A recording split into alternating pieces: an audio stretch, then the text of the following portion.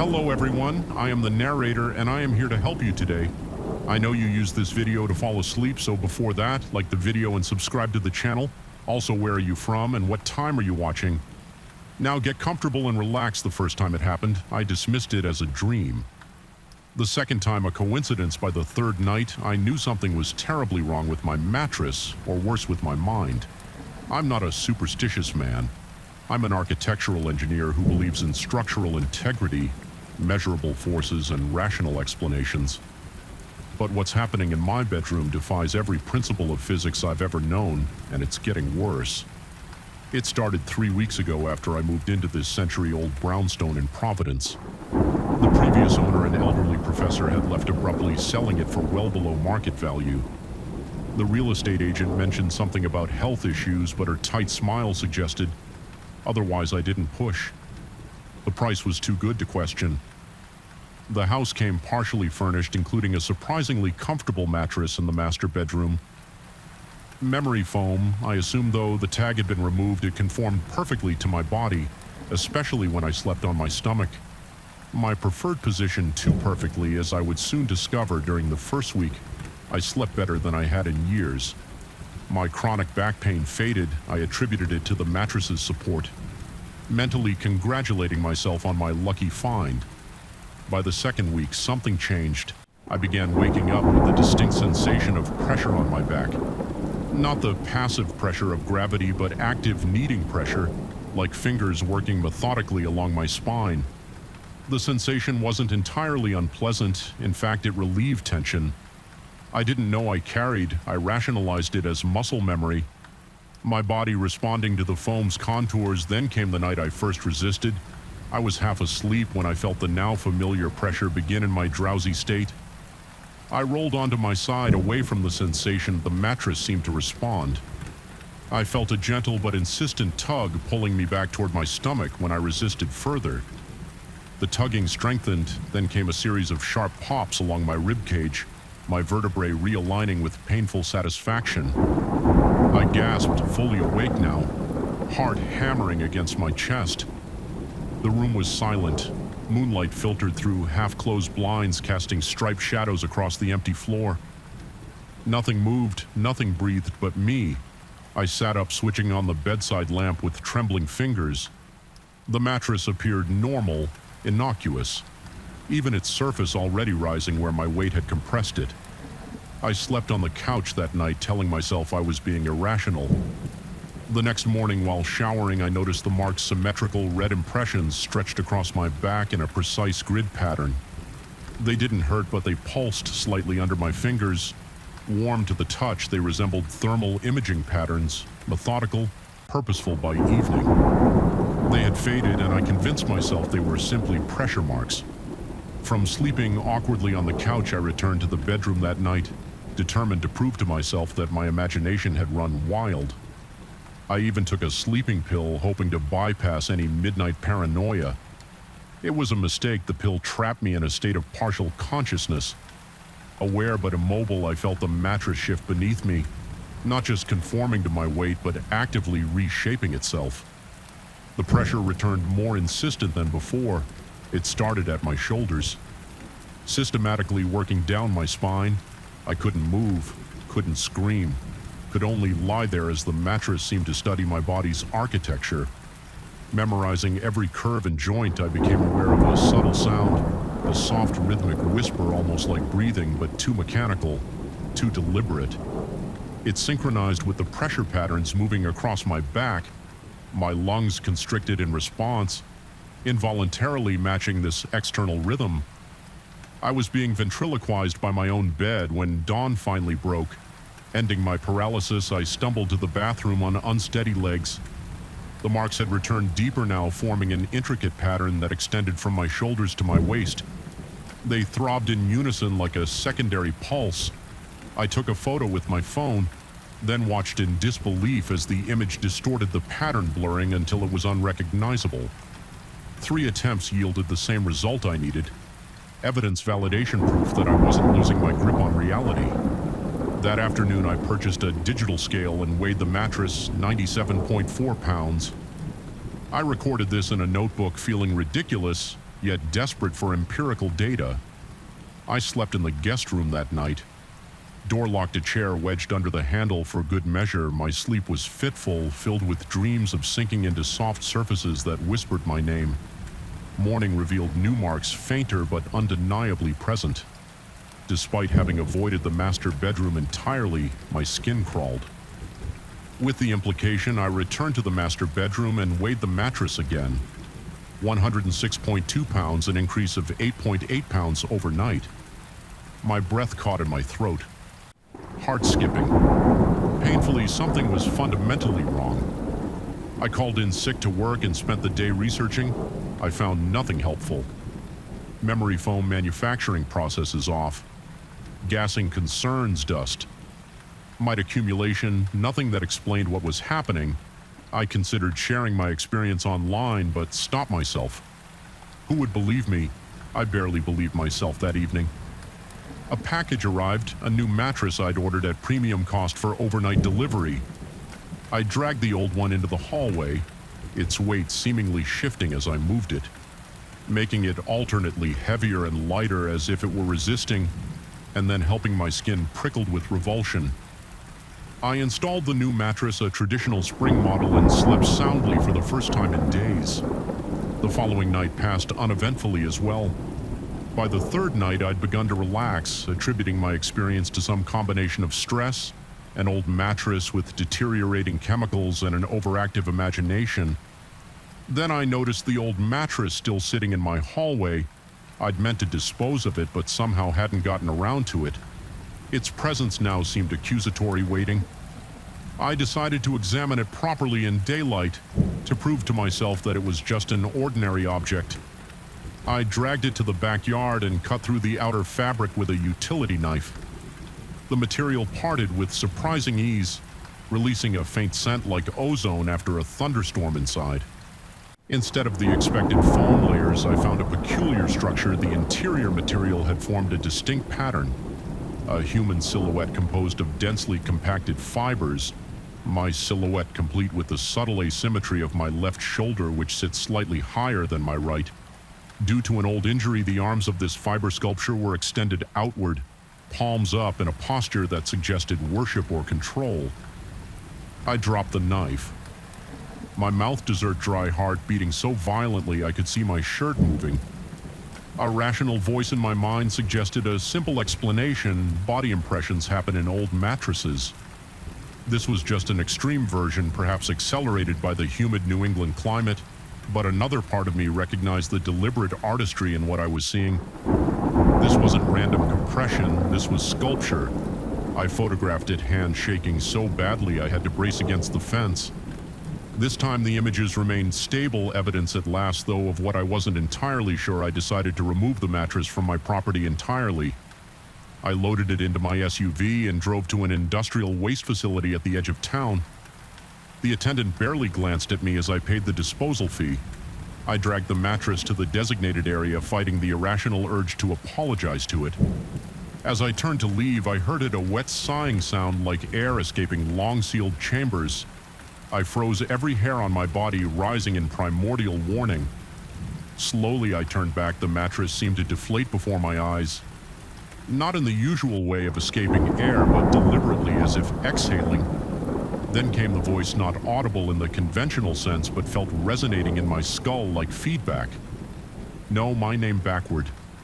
The sound crawled through my mind like ice water, familiar yet hideously wrong before I could react.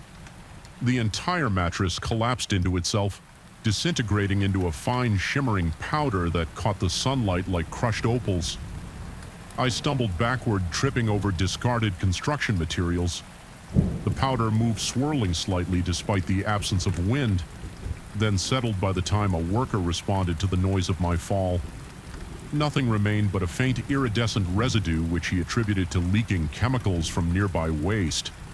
I've moved to a hotel while I reconsider my options. The marks on my back have faded, but occasionally pulse in synchronized patterns. Especially at night, I've seen 3 doctors. The first prescribed anxiety medication, the second suggested a sleep study. The third, an older man who studied the marks in silence for a long time, asked if I'd recently acquired any antiques, then refused to elaborate. Last night, I awoke to find myself on my stomach, despite having fallen asleep on my back. The hotel mattress beneath me felt different, denser, more responsive when I shifted position. I felt the familiar gentle resistance, followed by that awful, satisfying adjustment of my spine. I checked out immediately, telling the bewildered night clerk there was a plumbing issue in my room. Now I'm sitting in my car watching the sun rise over the city, wondering where I can go, what I should do, because I've just realized something that turns my blood to ice. I never told anyone my name at the waste facility. There was no way for the mattress to know it unless it had already been inside my head all along. I haven't slept in 3 days. I can't. Every surface feels suspect. Yielding materials repulse me. I catch myself pressing against hard surfaces. Walls, floors, the hood of my car. Anything that doesn't give, doesn't conform, doesn't learn. The new mattress still sits in my bedroom at home waiting. I drove by yesterday but couldn't bring myself to go inside through the window. I swear I saw a depression on its surface, a human-shaped indentation, as if someone were lying there, as if it were waiting for me to come home. Story 2, the first time I saw a paint can float, I convinced myself it was a trick of the light. The second time I knew I was losing my mind. By the third time I understood that something in that house didn't want us to change its colors. I just wish I had listened sooner. My father met Elaine 6 months after my mother left. I didn't resent her presence in his life. He deserved happiness after everything, but I kept my distance when she called. Asking for help renovating her Victorian home, I agreed, only because my father insisted, "She's trying, son." He had said, his voice carrying that pleading tone he'd developed since Mom's departure. I couldn't say no to that voice. The house sat at the end of Marshfield Road, a looming 3-story structure with peeling gray paint and windows that seemed to watch you approach. Elaine had inherited it from her aunt, she explained as she led me through rooms filled with drop cloths and the sharp smell of primer. The previous owners had lived there for 60 years before passing. The real estate agent had mentioned something about unresolved disputes between the elderly couple, but Elaine had dismissed it as irrelevant gossip. The renovation started smoothly. We began with the living room, a spacious area with high ceilings and ornate crown molding. Elaine wanted a warm terracotta for the walls. I suggested a more neutral beige. That's when it happened, the first incident I tried so desperately to rationalize. The paint, concealed and untouched on the plastic-covered floor, rose 6 inches into the air and hovered. My heart skipped several beats as sweat immediately beaded across my forehead. I blinked hard, and when my eyes opened, the can sat innocently on the floor again. Elaine hadn't noticed, occupied with measuring the wall. I said nothing, convinced my sleep-deprived brain had momentarily glitched. We compromised on a soft amber tone as I pried open the can. The paint inside wasn't the color we'd purchased. Instead, a deep crimson substance filled the container, its consistency thicker than paint should be. I showed Elaine, who frowned and insisted we'd been given the wrong color when we returned from the hardware store with a replacement. The original can contained the correct amber paint. We laughed nervously about it, blaming poor mixing at the store. The work proceeded for 3 days without incident. Then came our disagreement about the dining room. Elaine envisioned a deep forest green. I argued for something lighter, a sage that wouldn't darken the already shadowy space. The argument wasn't heated, just a difference in aesthetic opinion, but as our voices raised slightly, I noticed movement from the corner of my eye. 3 paint cans lifted simultaneously, hovering at chest height. My voice caught in my throat pulse, hammering in my ears. Elaine followed my gaze and gasped. We watched paralyzed as paint splashed upward from the open cans, defying gravity. The droplets coalesced in midair, forming what looked like faces. Incomplete. Faces lacking mouths, with empty eye sockets that wept trails of blood-red paint down invisible cheeks. The cans crashed to the floor in perfect unison. Neither of us moved for several long moments. The spilled paint, which should have spread randomly across the drop cloth, formed precise letters. "Repent." Elaine broke the silence, her voice trembling as she suggested we were both overworked.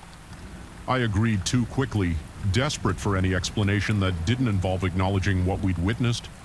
We decided on a different color altogether, a light blue-gray that felt like compromise. Nothing floated that day, but I couldn't shake the sensation of being watched as we painted brushstrokes followed by unseen eyes. The kitchen renovation brought new manifestations. We chose a buttercream yellow that felt cheerful and uncontroversial.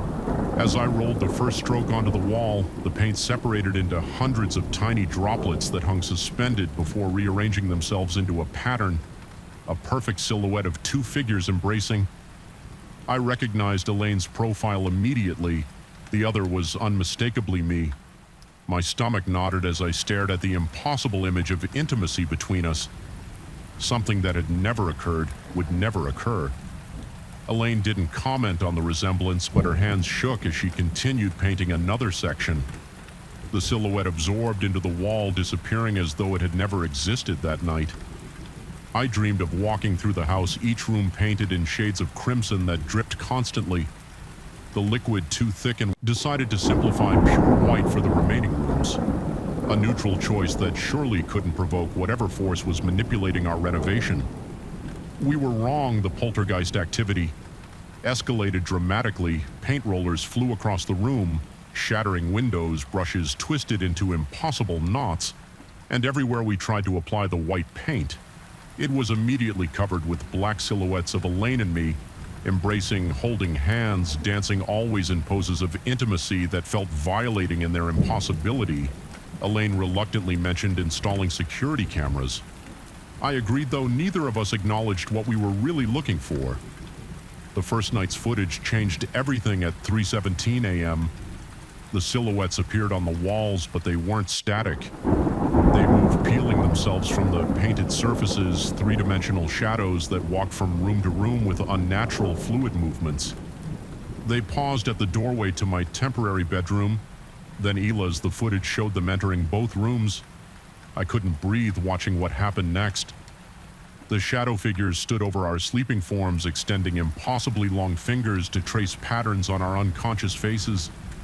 The movements were almost tender, like artists working on delicate portraits.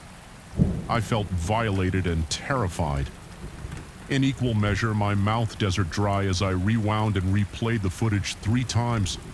When I checked my face in the mirror after viewing the footage, I found no trace of paint.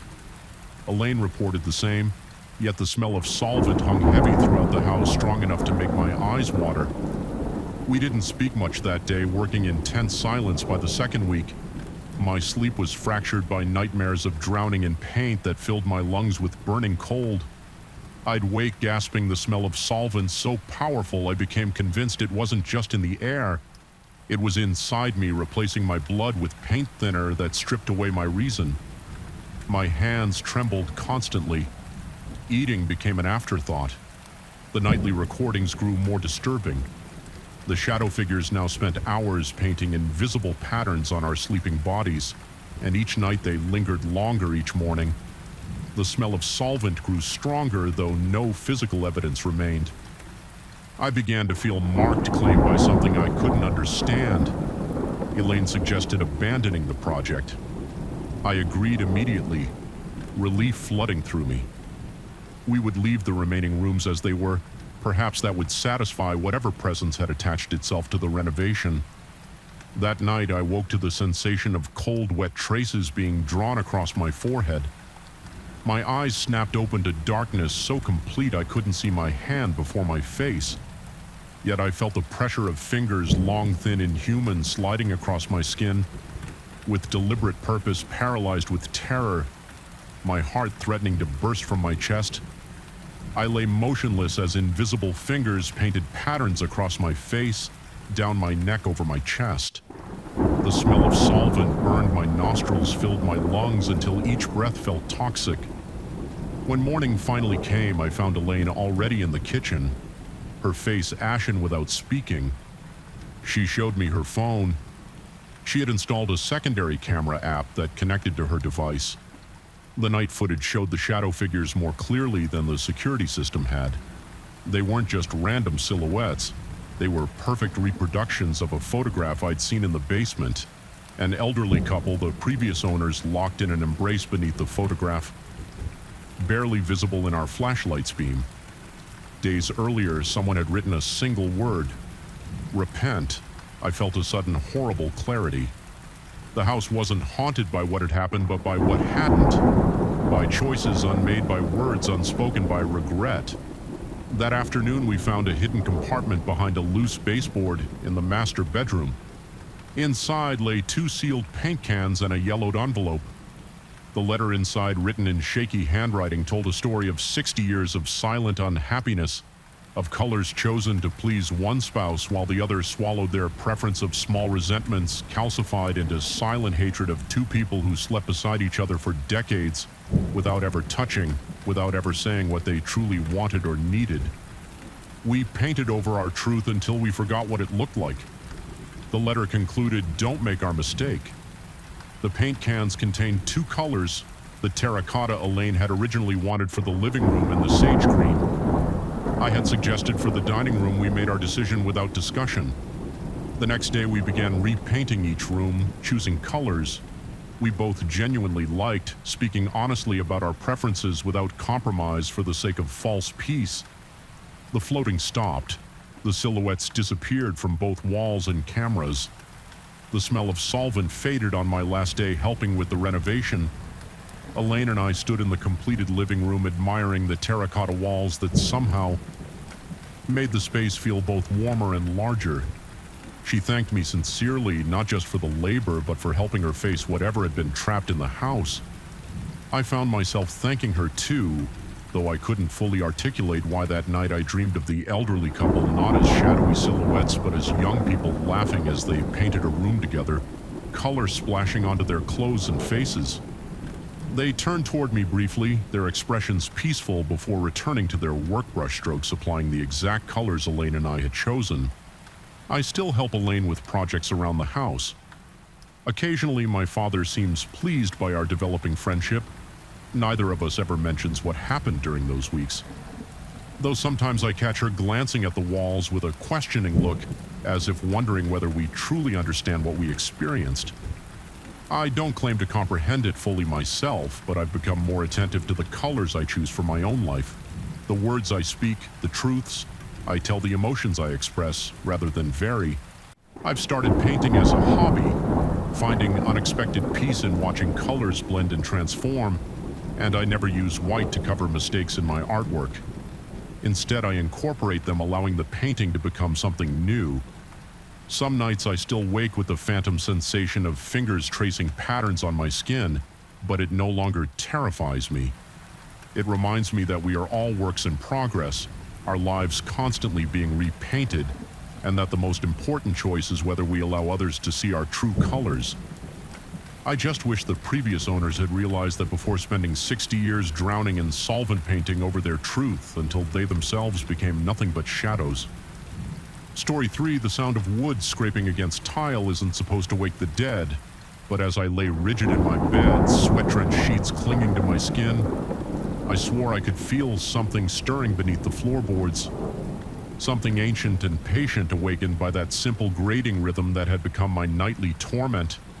I've always been methodical, borderline obsessive about order. My kitchen, like everything else in my life, remains immaculate. Counters wiped clean, dishes, put away chairs tucked neatly under the solid oak table I inherited from my grandmother. There's comfort in knowing exactly where everything belongs, or at least there used to be 3 weeks ago. Thirst pulled me from a dreamless sleep, digital clock glowing 3:07 a.m.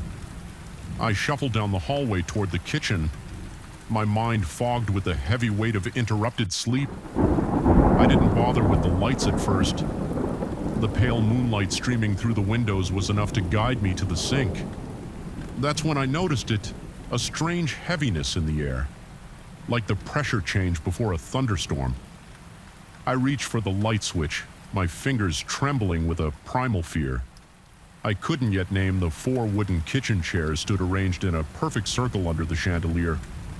Not haphazardly pushed back, not slightly misaligned as might happen if someone had been sitting there, a mathematically precise circle as if measured and placed by an architect's hand. I froze water glass forgotten as the impossible scene before me registered. I lived alone, had for years since the divorce. No one had been in my house. The doors were locked, windows secured, alarm system armed. Yet there they were, 4 chairs waiting like silent sentinels for some midnight congregation. As I stood paralyzed in the doorway, the unthinkable happened. The circle began to move slowly, deliberately. The chair started rotating clockwise, their wooden legs scraping against the tile with a sound like rusted gears. No wind, no vibration, no rational explanation.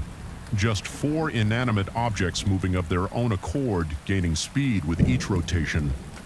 My rational mind scrambled for explanations, a hallucination from sleep deprivation, perhaps an earthquake, tremor too subtle to feel but strong enough to create this bizarre illusion. But the steady mechanical motion continued building to a pace that mimicked the frantic beating of my heart. I should have run, should have bolted from my house, called for help, done anything other than what I did next. But curiosity, that damned human instinct that horror movies always warn against, propelled me forward. I reached out, fingers extending toward the nearest chair. Back contact brought immediate regret. The wood felt warm, alive, pulsing beneath my fingertips. But worse was the sensation that shot up my arm, the unmistakable feeling of vertebrae snapping into place, a spinal column rearranging itself beneath my touch. My knees buckled as nausea flooded my system, sending me crashing to the floor. The chairs stopped their rotation, abruptly settling into a new configuration, spread outward like the petals of some wooden flower, leaving the center of their circle exposed. That's when I noticed the chalk.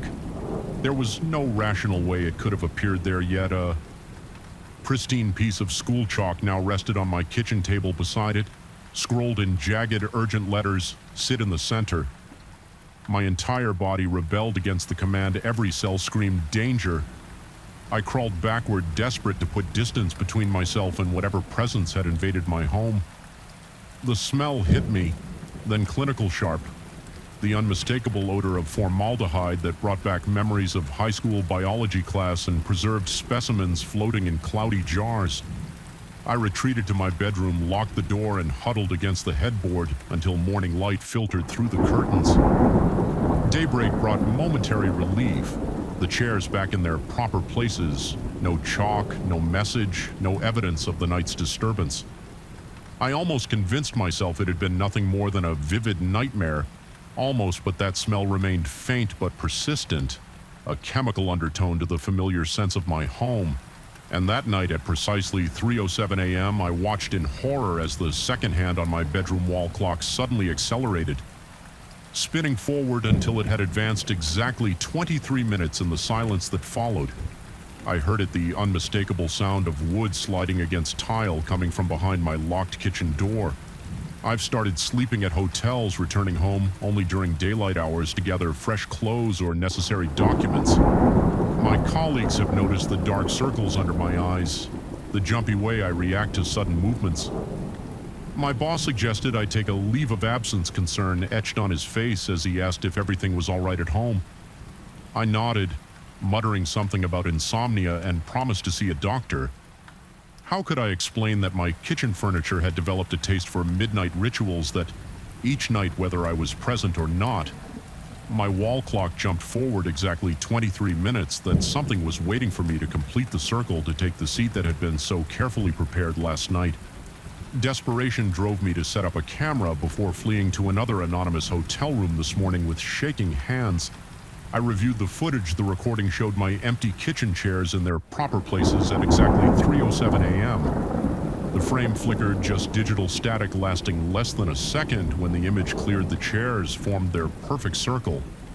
They began to rotate faster than I remembered the wood, seeming to bend and stretch in ways that defied physical properties. Another flicker of static and the chairs spalled open. The chalk appeared then at the edge of the frame, just barely visible. A shadow moved along the wall, elongated, distorted, distinctly not human. The logical part of my brain insists there must be an explanation. Carbon monoxide poisoning causing hallucinations, a gas leak, a brain tumor pressing against my visual cortex. I've checked for all these things, installed new detectors, visited doctors who ran tests and found nothing physically wrong with me. One well-meaning psychiatrist suggested I might be experiencing extreme stress reactions, prescribed medication I've been too afraid to take. What if it dulls my senses when I need them most? Tonight marks 3 weeks since it began. I've returned home determined to confront whatever has invaded my life. The formaldehyde smell has grown stronger, clinging to my clothes and hair. I've pulled out an old voice recorder, speaking these words as I wait for 3:07 a.m. to arrive. Maybe someone will find this and understand what happened to me. Maybe there will be a record of my sanity before whatever comes next. My research has yielded little concrete information, just fragmented forum posts about similar occurrences in older homes. One account mentioned furniture arrangements changing overnight, followed by unexplained smells and time distortions. The writer believed their house had become a focal point for something trying to cross over something that needed a human participant to complete the connection. The theory feels uncomfortably plausible as I sit here watching the minute hand creep toward the appointed hour. I've salted the doorways and windows, placed protective symbols from half a dozen religious traditions around the kitchen threshold. These desperate measures offer little comfort as the wall clock ticks relentlessly forward. 3:06 a.m., my mouth is desert dry, heart hammering so violently I fear it might crack my ribs. I can hear something moving in the kitchen now, not just the scrape of chairs, but something else. A wet organic sound like meat being tenderized. 3:07 a.m. The second hand has begun its accelerated journey. I can feel the wrongness of it. Time stretching and compressing in ways it was never meant to. I'm approaching the kitchen now. Recorder clutched in my sweating palm, the chairs are already positioned, rotating slowly, their wooden frames bending at impossible angles. The smell of formaldehyde is overwhelming, now burning my nostrils and making my eyes water through tears. I can see the chalk on the table, the message now. Expanded sit in the center, become the conduit behind the rotating chairs. The kitchen wall seems to bulge inward as if something massive is pressing against it from the other side. I understand now what's happening, why my home was chosen, why this ritual must be completed. I've pieced together the history of this land, the asylum that stood here a century ago, the experiments performed on patients in the name of science. My house stands on the site of the former operating theater where consciousness was treated as malleable as clay. The doctors never stopped their work, they merely changed their approach after death, seeking new vessels to continue their explorations of the human mind. My orderly nature, my obsession with precision, these made me the perfect candidate. I won't sit in that center, won't become their gateway back into this world. As the chairs spin faster, I'm backing away, preparing to leave this place forever. Let them find another conduit, let them wait. Something's changing, the chairs are slowing their circle, widening as if making room for something else. The wall behind them has stopped its unnatural movement, settling back into normal dimensions. Perhaps my refusal has weakened whatever force is at work here. Perhaps no, the chairs aren't stopping, they're rearranging themselves into a new pattern, a straight line, leading from where I stand to the center of the kitchen, an invitation, a path. And now I understand the true horror of my situation. I've been asking the wrong question all along. It was never about whether I would sit in the center, but about the realization that I've been sitting there all along. This kitchen, this house, my entire life has been constructed around me, a carefully orchestrated environment designed to prepare me for this moment. The doctors didn't need me to sit in their circle. They needed me to recognize that I've never left their operating table. The clock isn't advancing time, it's counting down, returning me to the moment when my consciousness was first spliced and redistributed. 23 minutes, the exact duration of the procedure according to the records I found buried in county archives. As this realization settles over me, the chairs freeze in place, the formaldehyde smell vanishes, replaced by something worse, the scent of my own fear, my own sweat, my own humanity being slowly erased. The kitchen door swings shut and I hear wood sliding against tile. One final time, I won't escape this, not completely, but perhaps if I leave enough breadcrumbs, this recording. The research notes hidden in my office, The symbols I've carved into the foundation of the house, someone might understand what happened here. Might prevent it from happening again for now. I have only one option. I must find the seams in their construct, the places where their reality bleeds into the true world. I will not sit in their center. I will not become their conduit. But I will find my way back to myself, even if I have to dismantle this false world. Piece by piece, the wall clock's hands have stopped their unnatural progression for the first time in 3 weeks. Time moves as it should. It's a small victory, but it's mine. And in this battle of wills against forces that have had a century to perfect their methods, I'll take whatever advantage I can find tomorrow. I begin the dismantling starting with 4 wooden chairs that know far too much about the architecture of my mind. Story 4, the moment my sister asked if she could use the guest room for a couple of nights. Something in her voice made my skin crawl. She insisted that its air conditioner was quieter than her own, almost as if silence had become an obsession she couldn't shake. I remember standing in the hallway, the musty scent of old carpet mingling with the cool breath of the AC vents, feeling a jolt of unease that made my pulse quicken. The house was quiet, then far too quiet. Even the usual hum of machinery felt muffled, as if all the appliances were holding their breath, waiting for something unspeakable to stir awake in the shadows. I was already unsettled by the way the lights flickered that evening. Each bulb seemed to tremble at my slightest movement, throwing dancing shapes on the walls. The hallway felt narrower, the air heavier. My sister was adamant she needed the guest room because her own air conditioner kept producing loud, erratic clanking noises, yet her face showed no sign of annoyance or complaint, only an odd determination, as if she knew the bigger challenge was outside her bedroom. Lurking in the hush beyond the walls, I decided I would try to keep things normal. I spent the rest of the day tidying up, trying to drive away that nagging sense of disc. A headache had started pulsing behind my eyes. The tension in my neck radiated down my spine, and each time I heard a small creak in the floorboards, my heart gave a traitorous leap. I found myself checking the windows and doors, making sure everything was locked.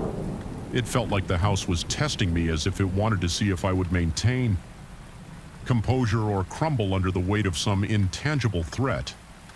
That night, after my sisters settled into the guest room, I drifted off on the living room couch while some late-night sports recap murmured from the TV. The next thing I recall was the sudden absence of light. The power must have gone out, or so I assumed. There was a soft static in the air, like the faint hiss one hears when the radio station is losing its signal. My heart hammered and a slick of cold sweat coated my palms.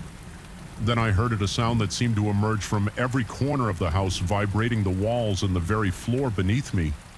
It was a low metallic growl that pulsed like a broken engine failing to start. I felt the couch tremble in rhythm with the noise. The wooden floorboards rippled under my feet as I got up, a rolling wave of movement like a tide under old planks. Light bulbs in every lamp flickered in unison, as though they were being forced to mimic the sound. I froze, fear gnawing at my stomach, my breath tightening in my chest. I tried to think logically. Maybe a transformer had malfunctioned or an electrical surge was distorting the circuits. But the more I listened, the more it sounded alive, an entity of raw frequency that had slithered into the house through the wiring. I fumbled for my phone's flashlight, struggling to keep my hand steady. The air was thick, almost greasy, and I felt as though I was pushing through invisible cobwebs just across the living room. My sister called to me through the door, her voice muffled. She sounded distressed but not panicked, just deeply uneasy. I could almost picture her pressed against the door, listening to the same chilling vibration that made my teeth clatter when the power returned. Moments later, the overhead lights wavered back to life, and the growl subsided into a series of faint pulses before vanishing entirely. The next day, she told me she noticed that if she whispered a string of numbers, random soccer scores from years past, the growling would falter. She demonstrated by quietly reciting the final score of a championship match. According to her, the frequency changed pitch. Midway through her whisper, then ebbed away. She seemed convinced that this monstrous resonance fed on numbers, particularly those tied to real events like old sports results. At first, I thought she was letting her imagination get the better of her, but the expression on her face was too intense to dismiss. She mentioned hearing a violently loud slam one night. Right after she'd guessed a score incorrectly, she said the door pounded so hard that the metal lock twisted, leaving a faint but visible warp in the handle. I caught myself swallowing hard when I heard that the image of a force so strong it could warp metal made my stomach swirl with dread. Curiosity wrestled with caution. I needed some form of proof.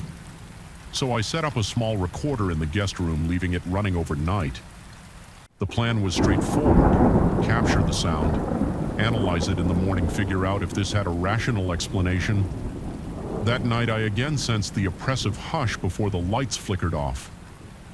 My pulse sounded like a drum roll in my ears. The house exhaled a deep groan, and the metallic roar emerged once more. It reverberated in my bones, making my teeth ache. My breath came short and labored, as if an invisible hand gripped my lungs. I stayed awake until dawn, trying to maintain my composure. Hearing the floorboards shift under my feet like fluid when I retrieved the recorder and transferred the data onto my laptop, I realized the audio file had captured something vile. Playing it back made me nauseous. It was more than just static or mechanical.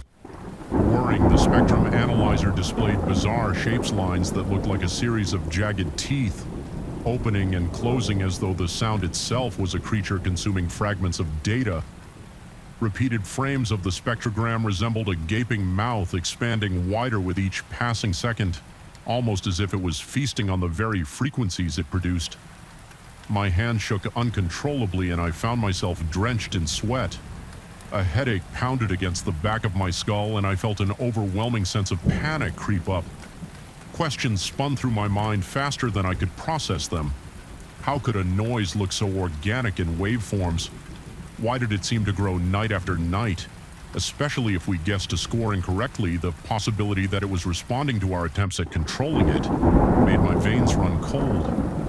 I decided to gather more data, though every fiber of my being wanted to burn that recorder and pretend nothing had happened.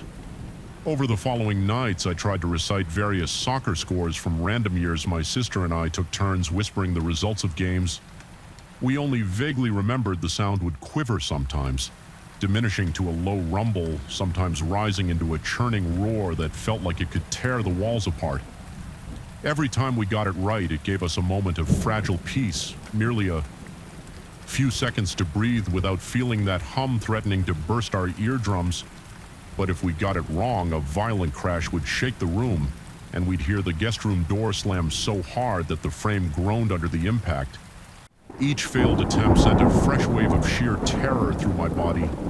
My limbs would tremble and my eyes watered under the pressure of trying to hold myself together.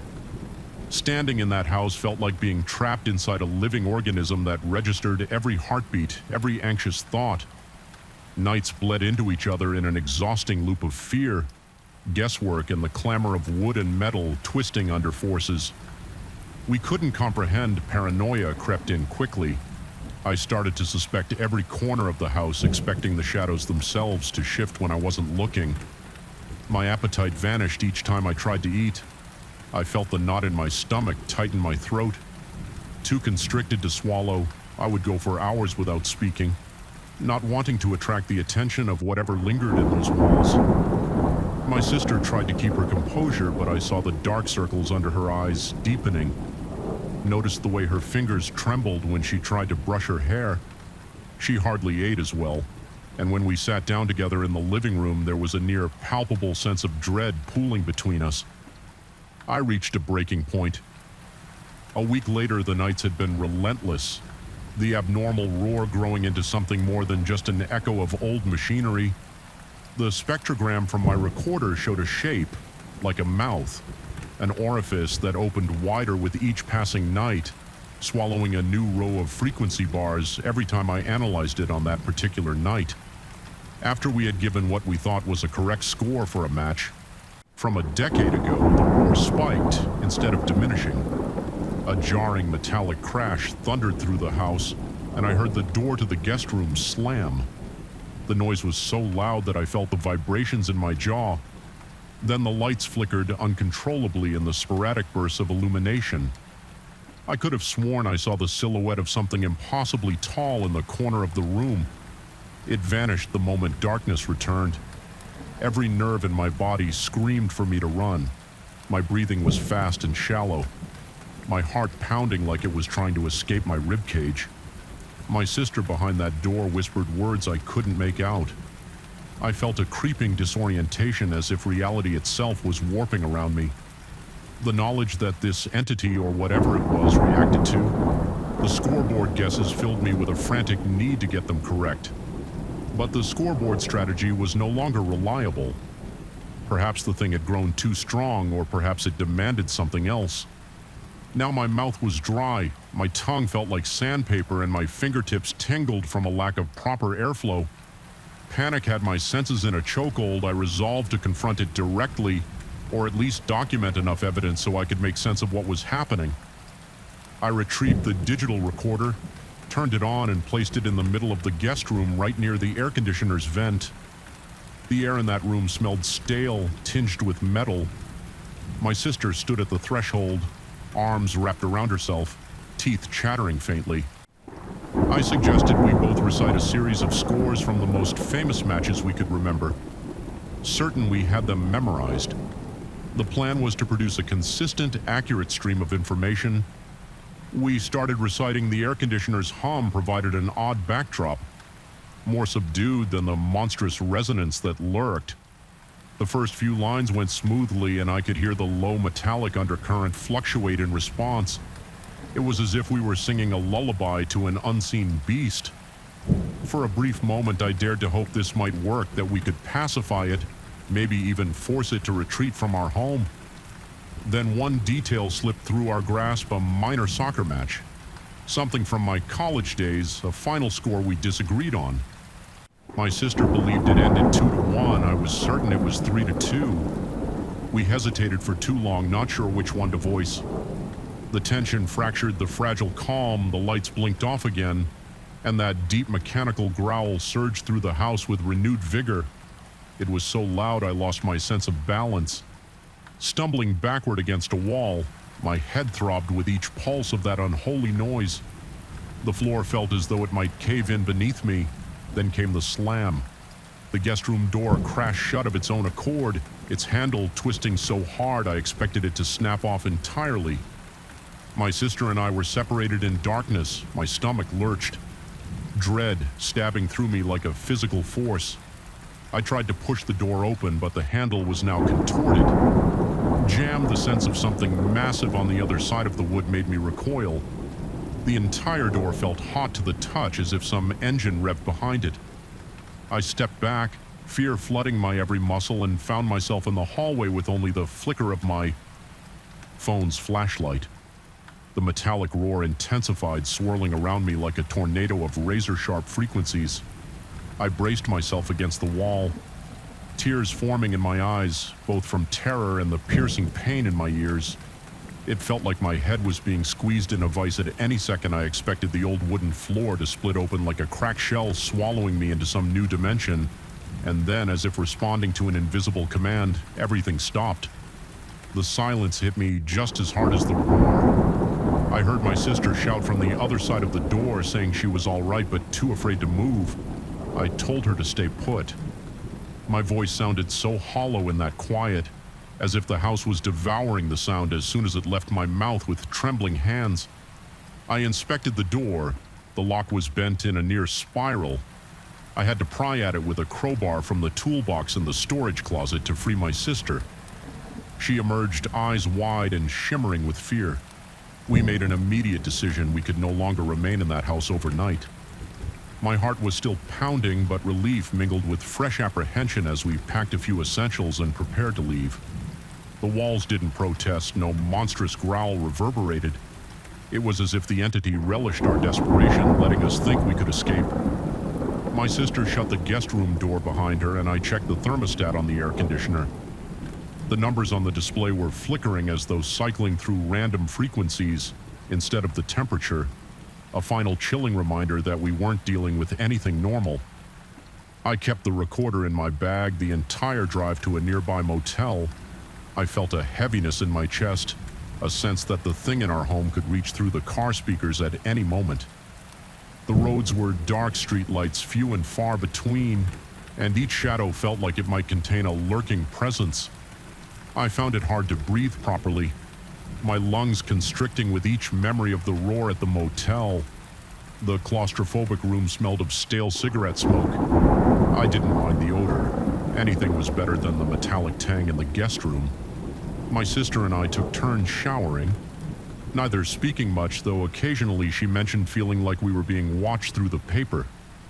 Thin walls, we tried to settle into uneasy sleep. My mind replayed the spectrogram's image, the mouth devouring row after row of frequencies.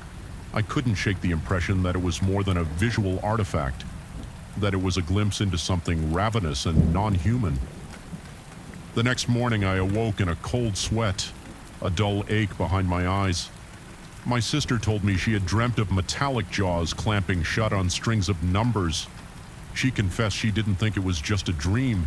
It felt like a warning or a call. She said she believed the entity grew whenever we tried to harness its rules. I didn't have an answer. All I knew was a profound terror at the thought of returning to that house we spent the day driving past sports bars and libraries, gathering old magazines and newspapers. Our plan, though insane, was to be prepared with the right data. If we had to confront that presence again, late in the evening, we finally mustered the nerve to go back home, determined to face whatever lived in those walls. The house was quiet when we arrived. The air was stale and motionless. My heart thudded so loud I felt it in my throat. I called out for any sign of the monstrous roar, but heard only the creak of old beams settling under the night's chill. A glance at the guest room door showed the twisted handle, a silent testament to what had happened. I lingered in the hallway, my sister behind me, both of us breathing in shallow rasps. I didn't hear the growl, but the silence felt even more menacing. It pressed against my eardrums like a promise unfulfilled, waiting for the next mistake. We stepped inside, carefully, adrenaline coursing through our veins, ready to recite a perfect scoreboard if necessary. But nothing answered. No thunderous slam, no spectral mouth devouring the numbers we had prepared. Only silence heavy as lead, crushing us with the certainty that this was not a victory, merely a pause in a larger game we had yet to comprehend. As I stood there, the lights flickered one last time, and I sensed a shift in the atmosphere, a subtle vibration that hinted the entity still lingered just out of reach. It was waiting quiet now, but poised to surge back. The moment we let our guard down, the door to that room remained ajar, the darkness beyond its threshold thick as ink. I felt an involuntary shiver race down my spine. I realized then that no matter how many scores we memorized, no matter how precise we tried to be, this was something that defied reason. The terror was not gone. It had simply receded like a wave, preparing for the next crash. My sister and I had left the room, vacant door shut. The air conditioner turned off for good at times. In the middle of the night, I still awaken to a faint rumble that makes my heart pound. Suspect the entity is stirring again, hungry for mistakes, for the incorrect scoreboard that might allow it to twist locks and slam doors until it finally claims full dominion over the house. I don't know if we can ever truly be free of it.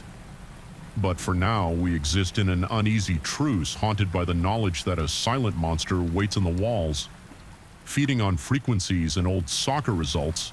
And every time I walk by that door, my mouth goes dry and my skin prickles, because I can feel it watching, listening, anticipating the next moment I dare to guess a score and get even a single-digit wrong story.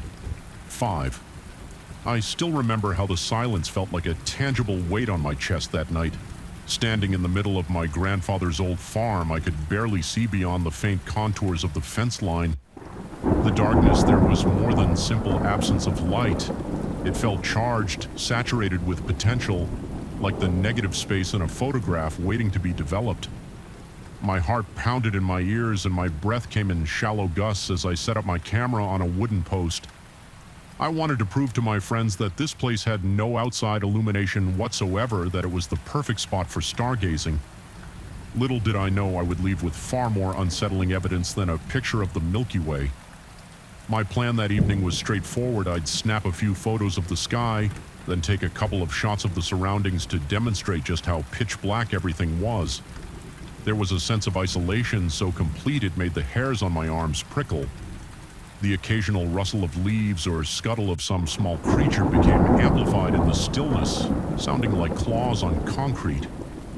My palms were already damp from the slight unease that always arises when one feels wholly alone in a big dark place that night.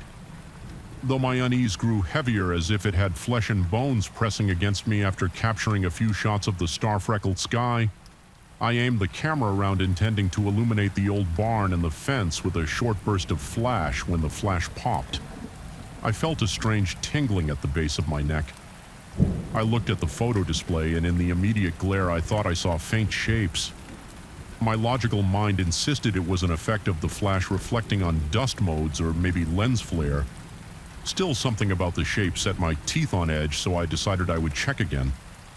Once I transferred the images to my computer at home the next morning, I carefully loaded the shots onto my laptop. At first, the photos showed exactly what I expected, a bare farmyard, looming darkness, and the silhouettes of old tools. But then I reached the final frame. My stomach dropped as I zoomed in, standing behind me. Translucent yet unmistakably, there were couples in what looked like formal evening attire. Their clothes had an old-fashioned elegance like something from early 20th century gallows, complete with bow ties and long gowns. Each figure held a small brandy glass, and in every glass the liquid swirled counterclockwise. They were arranged in neat little pairs, almost as if they were posing for a portrait. Some gazed directly into the camera, which sent a chill radiating through my chest. I had no idea what to make of it. Adrenaline surged in my veins, making my breath quicken. I rewound to confirm I hadn't accidentally superimposed an old image. Nothing in my photo library even remotely resembled that scene. It was as if those couples had been invisible to the naked eye but somehow captured by the flash. The very thought made my heart thud heavier and my mouth go dry. I tried to rationalize perhaps it was a glitch or an elaborate prank, but I had been alone. At least, I had certainly felt alone. I showed a friend the photo a few hours later using an indirect approach, downplaying my own alarm. He simply told me the image looked spooky, but he was convinced it had to be some digital manipulation. His shrugging dismissal didn't comfort me. It only underscored how bizarre the situation was that night. I found myself unable to sleep properly. My mind kept replaying that image, zeroing in on those brandy glasses and the swirling liquid. Why counterclockwise? Why so synchronized? Every time I closed my eyes, I envisioned the couple stepping closer, their eyes pinned on me. My chest felt tight from shallow breathing, and I woke several times in a cold sweat, all nerves on edge. 3 nights passed. During that time, I tried to push the incident out of my mind, telling myself it was a trick of the light or a photo artifact. On the 3rd night, I woke abruptly in the darkness of my bedroom. My throat burned, and I noticed a pungent scent in the air. It smelled like brandy, the type that scorches your nostrils and leaves a sweet, cloying aftertaste. I tried to move only to realize my arms were trembling, my skin clammy. My heart pounded erratically. Swallowing was difficult because my mouth felt coated in dryness. Then a strange warm bitterness when I fumbled for the bedside lamp. My fingers brushed against shards on my desk. The lamp revealed shards of glass shaped in a perfect pentagram on the wooden surface. Each fragment shimmered, reflecting a distorted version of my face, but it wasn't my familiar face. It was me. Years older, decades older. My hair was streaked with gray, my skin drawn, sagging around the eyes. I recoiled, nearly falling off the bed, a jolt of electric fear coursing through me. I tried to rationalize that the fragments must be creating some optical trick, but the reflection was so clear the old face seemed to stare back, its eyes conveying a silent question. Do you believe us now? I had no memory of how those glasses got into my room or how they ended up smashed on my desk. The metallic tang of fear made my tongue feel thick in my mouth. My arms were covered in goosebumps that seemed to clamp around my entire body. I noticed droplets of an amber liquid among the shards, putting my face closer.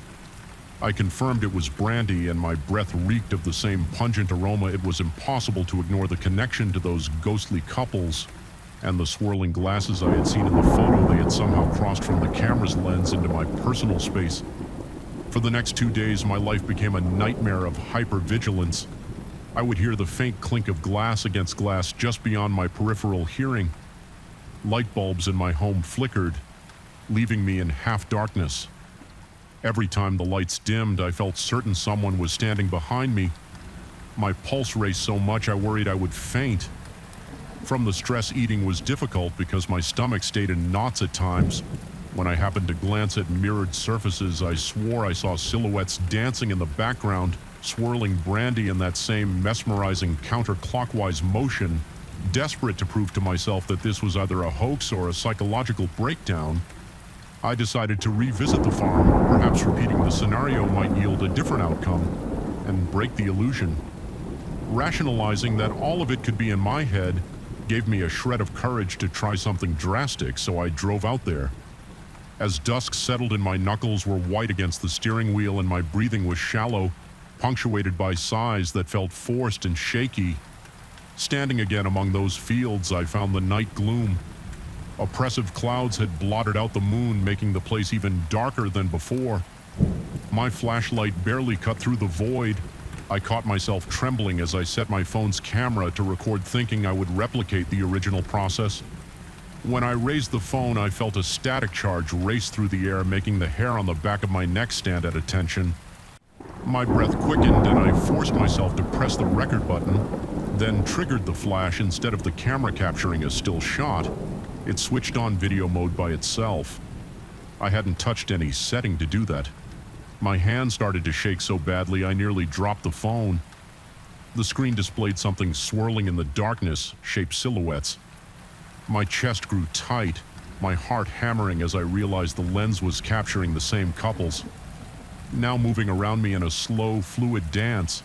Their gowns and tuxedos glistened as if reflecting a candlelit ballroom. They moved in a graceful circle, brandy glasses in hand, swirling that amber fluid with an eerie synchronicity. Each face held an expression of calm delight, yet their eyes glowed faintly white, as though capturing and reflecting the phone's light. And then the video feed on the screen spun wildly, disorienting me. It was like the phone itself decided to look upward toward the sky, but in the screen, the sky wasn't a sky at all. It looked like a grand ceiling with a chandelier turning in slow circles. The couples continued dancing, their footsteps inaudible. My own breathing, ragged and loud, was the only real-world sound I could detect. My head swam, my balance failing as if I were on a rotating floor. I felt bile rise in my throat and forced it back down. Cold sweat streaming down my temples, I managed to shut off the phone, plunging the farm back into silent darkness. My heart throbbed in my ears and I stood there panting, convinced that if I didn't move I might be trapped in that swirling gloom forever. My knees felt weak, threatening to buckle, so I stumbled back to my car. I slammed the door, locked it, and sat there for what felt like hours, trembling even with the doors locked. I sensed them near the slightest movement in the corner of my eye. It made me jump. Shadows stretched across the dashboard, contorting into ominous shapes. I eventually mustered the courage to turn on the engine. My hands were slick with sweat, making the steering wheel slippery. Driving home was a blur and I nearly veered off the road twice because my vision kept playing tricks. The rear view mirror reflected not the usual night traffic or the empty back road, but fleeting glimpses of those couples dancing behind me. Brandy glasses held high. My entire body was in panic mode, heart-pounding chest. Tight breath, short mouth tasting of metal. I felt certain I was teetering on the edge of some catastrophic breakdown once home. I locked every window and door, still the sense of foreboding wouldn't fade. My living room felt cold. Despite the heater humming, I pushed furniture against doors, but it did nothing to calm the dread.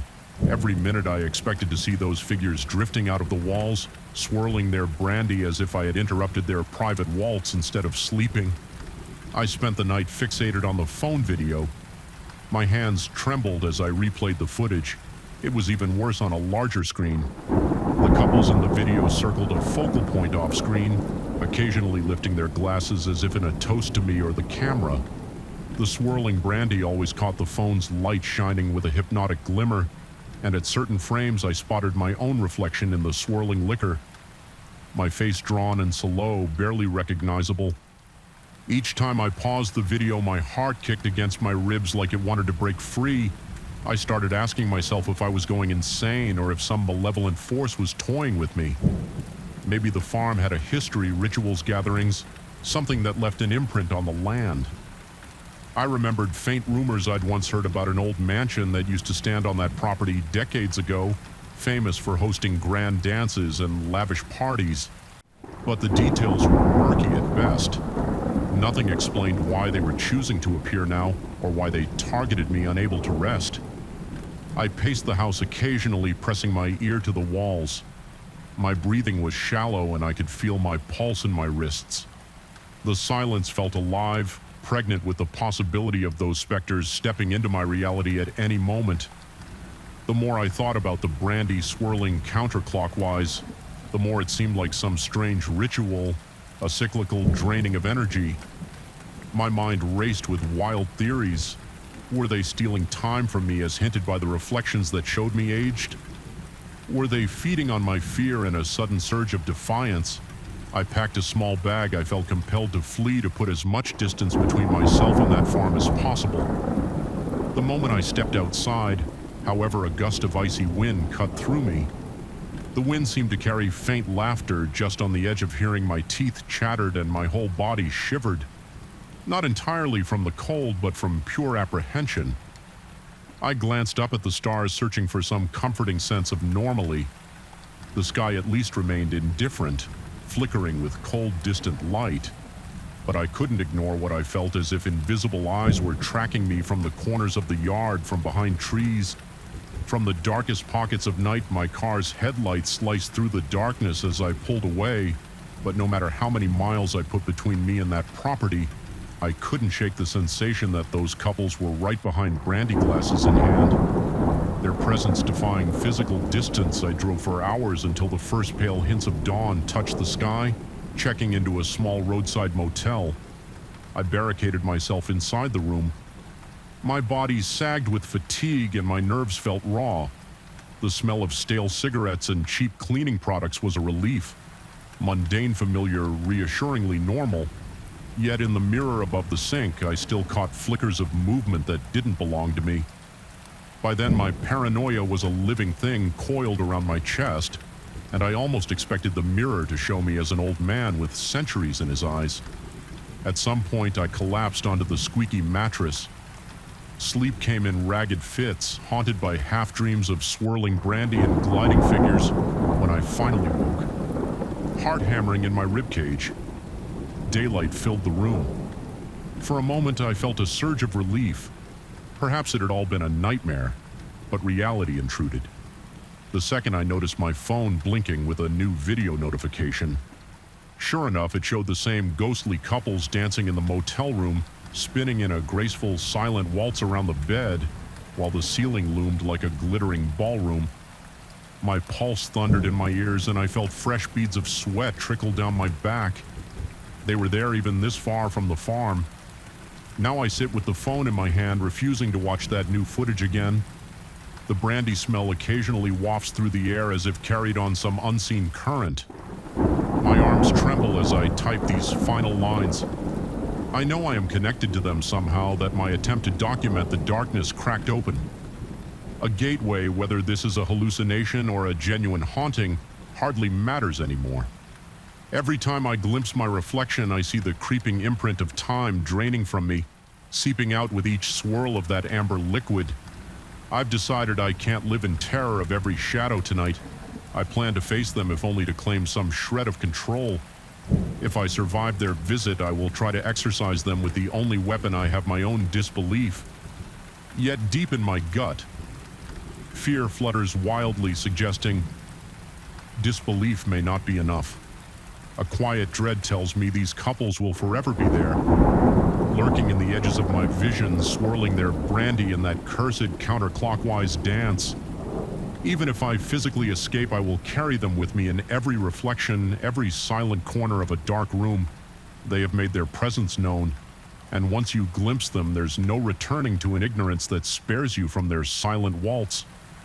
I don't know what final form this confrontation will take, or if simply refusing to watch the videos might sever their hold. All I sense is that I'm caught in a slow, methodical spiral, but if there's anything left of my old self, anything not twisted into aging reflections and brandy-scented fear, it's the will to keep going. So I grip my phone, my heartbeat like thunder in my ears, and I wait. The darkness falls again outside. My senses are sharpened, every nerve on high alert, bracing for that familiar swirl of brandy and the soft rustle of ghostly attire. This time, maybe I'll be ready to meet their eyes and not look away, or maybe I'll join their endless dance, locked in a moment that defies all logic. Either way, I refuse to let my own mind betray me further yet. As the wind whispers beyond the door, I feel the haunting certainty they are waiting for me, eager for another night's waltz, brandy glasses in hand, swirling in that slow, relentless counterclockwise turn, and no matter how far I run, they will find me again. The story 6, I felt the dread from the very first time I heard that scraping sound on the hardwood floor. It was faint at first, like distant fingernails tapping against rotting timber, but it cut through the quiet of my study with surgical precision. The overhead light flickered once, twice, then returned to a dull hum. Just enough illumination to cast trembling shadows along the walls. My heart thumped in sync with every step I took. By the time I reached the center of the room, I realized that despite all my logic, all my market experience, there was something very wrong happening here.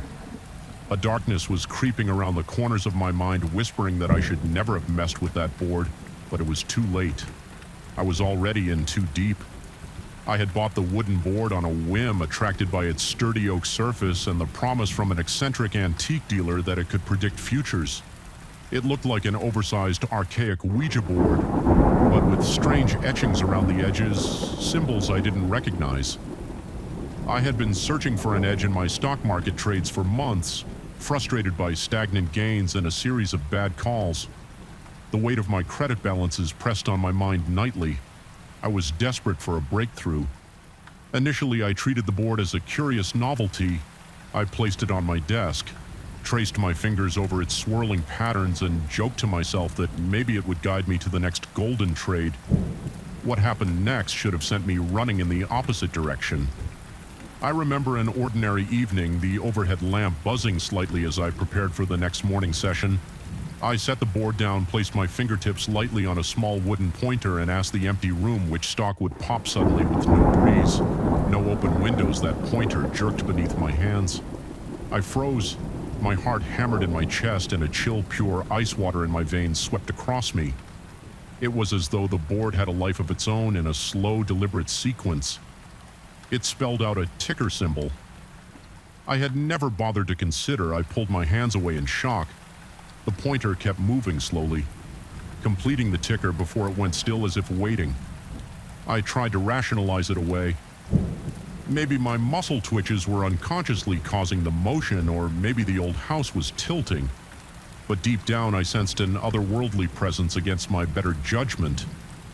I followed the board's suggestion. I entered the trade just minutes after the market opened. The results were shocking. The stock soared nearly 15% in a single session for a moment. Excitement drowned out my unease. I convinced myself it was dumb luck, but part of me knew better over the next days. I consulted the board repeatedly every night. It spelled out a ticker that exploded in value. The following session, my portfolio swelled. The adrenaline of rapid gains was intoxicating, overshadowing all cautionary thoughts. I tried to ignore the strange occurrences that accompanied each profitable trade. The first sign was the jazz music. Every time I closed out a position at a profit, my old stereo system turned itself on. It blared harsh, distorted notes like a vinyl record spinning at the wrong speed, high-pitched trumpets screeching and nauseating dissonance. The first time it happened, my lungs seized with panic. The volume was so loud I felt the vibrations rattling through my ribcage. I yanked the cord from the wall, but the instruments continued somewhere within the structure of the house, as if hidden loudspeakers had been buried behind the plaster. My ears rang for hours afterward, and my heart rate refused to settle. When the music finally subsided, I was left trembling, sweat soaking my shirt, unsure if I was losing my mind. In the following weeks, my nights became battles against that incessant jazz. The longer I avoided the board, the louder the trumpets and saxophones groaned. Always at times I least expected 2 in the morning midday whenever I sat on my couch trying to collect my thoughts. Yet the lure of easy profit was impossible to ignore whenever I yielded and placed a trade. The board recommended my stereo would emit just a single abrupt screech, then silence. It was as though the entire house exhaled with relief. Of course, it never felt like my relief. It was the board's. Eventually, I realized the board wasn't simply a predictive tool. It wanted something in return, my participation, my devotion. It demanded that I feed it. Trades keep fueling that eternal bull market. It so ominously spelled out one night the pointers would shift at unexpected moments. Once it nearly pinned my hand to the table, sticky with a dark resin-like substance seeping from the grain. The smell was acrid, reminiscent of burnt wood and something organic. My stomach churned and I fought the urge to retch. Every time I hesitated to follow its instructions, the board's surface became slick with that ghastly black sap that seemed to cling to my fingers. I would twist and pull my hands free, panting with horror as I felt the wood throbbing beneath my skin. My sense of reality wavered each time I began to have nightmares in those dreams. The walls of my office peeled away, replaced by towering stock tickers flickering in midair like tortured neon ghosts. The floor melted into swirling charts that pulsed in sync with a slow, menacing heartbeat. My own amplified and thick with fear, and there at the center of it all stood the board, enormous and pulsating, the pointer scuttling across its surface like an insect. Strange voices drifted in the background, a chorus chanting that I should never cash out, that I should embrace the surge upon waking my sheets would be soaked in sweat. My heart pounding erratically, mouth so dry I could barely swallow. One night after a particularly vivid nightmare, I gathered the courage to stop. I thought, enough is enough. The profits were substantial by that point, more than I had ever imagined I wanted out. I wanted to break the cycle, so I ignored the board's final demand. It had spelled out a ticker I'd never heard of, something that didn't appear in any market data. Fear welled in my chest because it wasn't just a random choice. It felt like a trap determined to free myself. I turned off every piece of electronics in the house, triple-checked that all the power cords were unplugged. Then I crawled into bed and forced myself to forget the predictions, telling myself that I was done. That night, the music began around 3 a.m., so loud it almost blew my eardrums. My walls shuddered, distorted trumpets and screeching horns marched around the perimeter of my consciousness. I leaped out of bed, adrenaline coursing through my veins. The stereo was unplugged as I'd left it, but the sound still roared. It felt like the horns were inside my walls, blaring directly into my skull. My heart thudded with a frantic pace that made my chest ache. I pressed my palms over my ears, but the wailing jazz cut through. Unstoppable, every nerve in my body was on high alert. Sweat rolling in cold rivulets down my back. I stumbled through my hallway dizzy until I reached the office door. There was a sickly sweet odor of wood polish mixed with that organic stench. I flicked on the light and instantly my stomach twisted. The board was covered in that dark sap. Small droplets splattered across the floor. The pointer was upright, balanced impossibly on a single tip, quivering as though breathing. My eyes blurred from the rancid smell and I kept blinking away tears. I couldn't bring myself to touch the thing. In a small flash of direct defiance, I turned away from it. I told myself I would never place another trade based on its instructions. What may I blacked out after that. The next thing I remember is waking in my office at dawn, slumped against the corner. My hands were covered in coarse sawdust and my eyes stung. My bones ached as if I'd been pinned to the floor all night by some invisible weight. In the center of the room, I saw what remained of the board. It had reconfigured itself. Where once lay a flat panel with cryptic letters, there now stood a small carved figure of a bull. no more than a foot high but impossibly detailed. Its eyes glinted with dark intensity.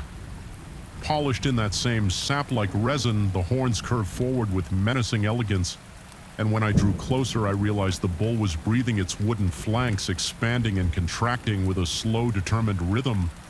A vibration traveled through the floor as it let out a low, mournful bellow. The sound was deep, almost felt in the bones, a sub-bass that rattled everything in my office. My heart hammered in response.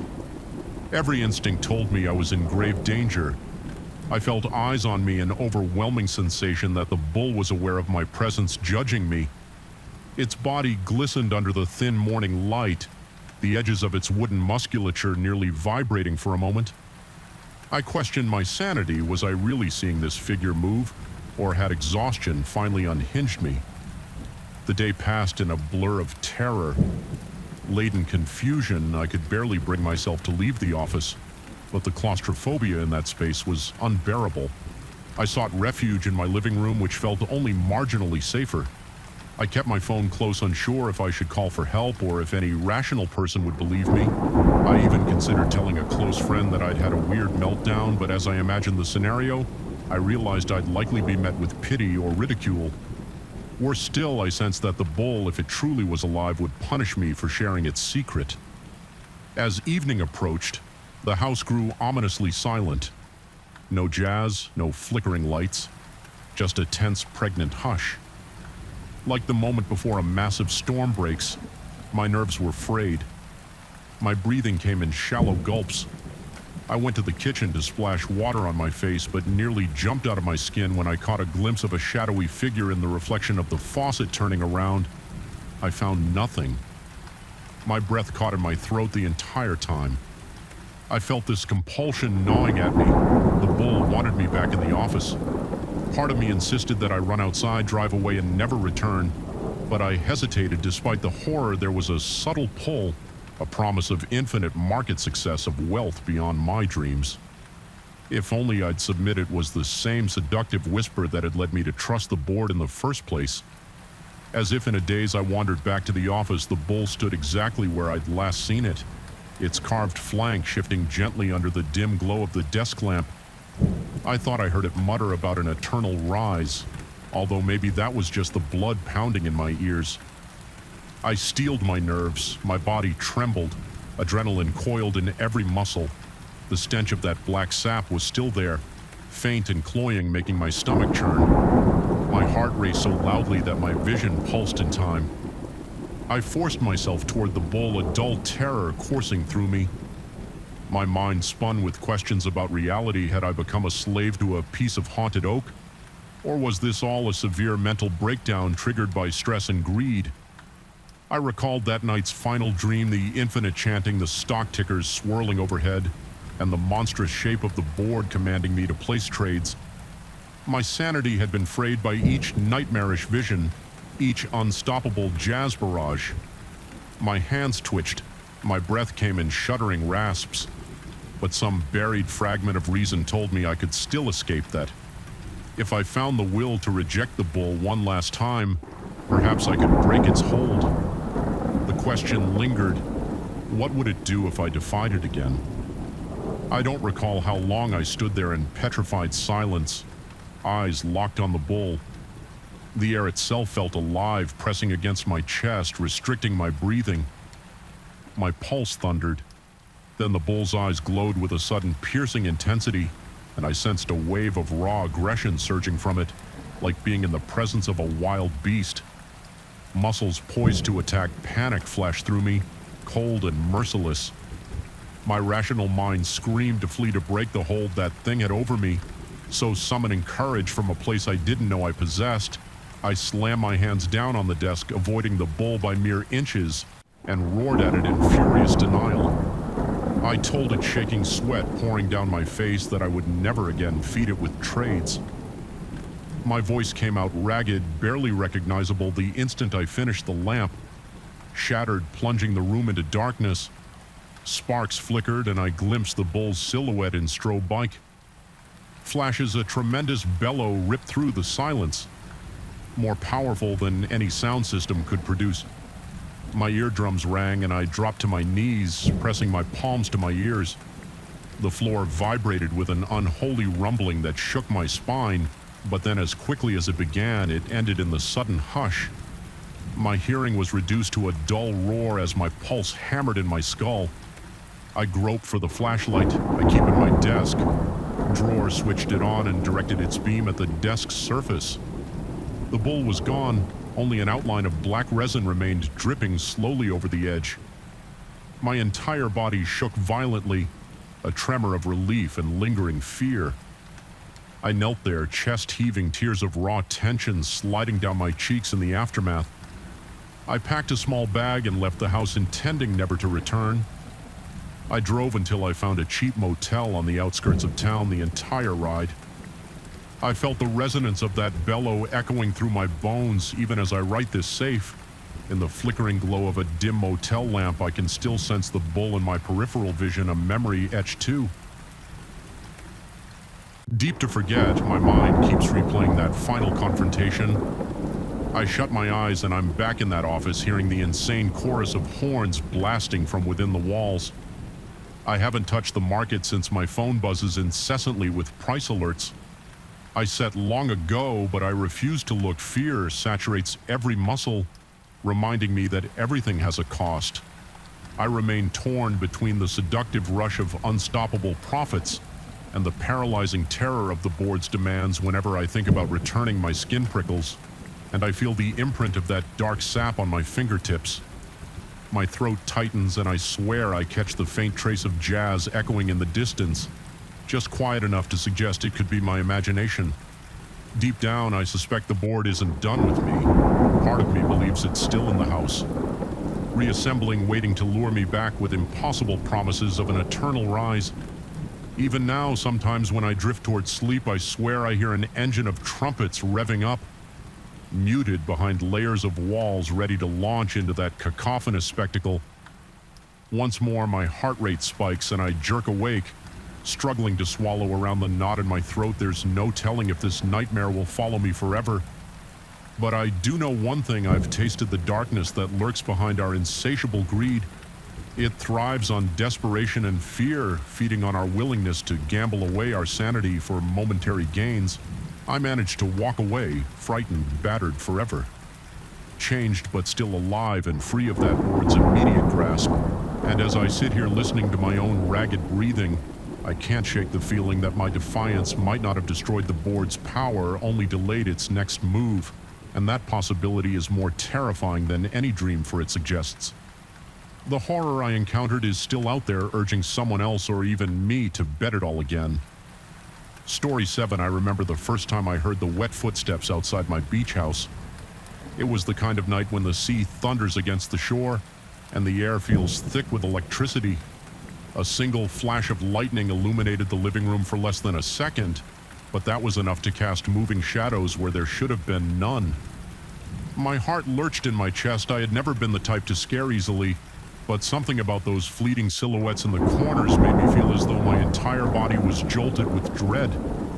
My pulse pounded in my ears and a thin film of sweat prickled across my brow. Despite the chill from the storm outside, I'm not a superstitious man. At least I never considered myself one. Before I bought the 3 wooden dolls, they were carved by local fishermen, stoic figurines with hollow eyes and angular jaws. I thought they would be harmless decorations for the sideboard in my beach house, a rustic touch that honored the local culture. But the moment I set them down, I felt a faint unease stir in the pit of my stomach. It was as if their carved eyes were following me, tracking my every movement from the moment I unwrapped them. The fisherman from whom I purchased these carvings had told me indirectly that each doll was meant to represent the spirit of the sea. One for the tides, one for the storms, and one for what lies beneath the waves. They spoke in hushed voices about these figurines, mentioning ancient traditions of warding off ill fortune or paying respect to unpredictable waters. I had listened, but I never truly believed yet. Now I find myself alone, listening to the storm rage outside my heart skittering in my chest. The sideboard is empty. The dolls are not there. Instead, I hear those damp footsteps again, a slap of wet wood against the tiled floor. By the entrance, Lightning flickers through the windows, and each time a fleeting glimpse of the entryway is illuminated. My breath catches. The three dolls are lined up in front of the main door, their jaws parted as though drinking in the salty, storm-tossed air. I have never seen inanimate objects move on their own, but the proof is there. My mind races in circles, adrenaline surges, and I force myself to approach them. My palms are so clammy I can barely grip the banister as I descend the stairs. My breathing grows ragged, each exhale leaving my lips quivering. The distant thunder rolls shaking the windows, and for a moment I can't tell if the pounding in my head is the storm or the frantic tempo of my own heartbeat. When I finally gather the courage to check the front door, I see water pooling at the threshold. The rug there has been pushed deliberately against the gap beneath the doorframe.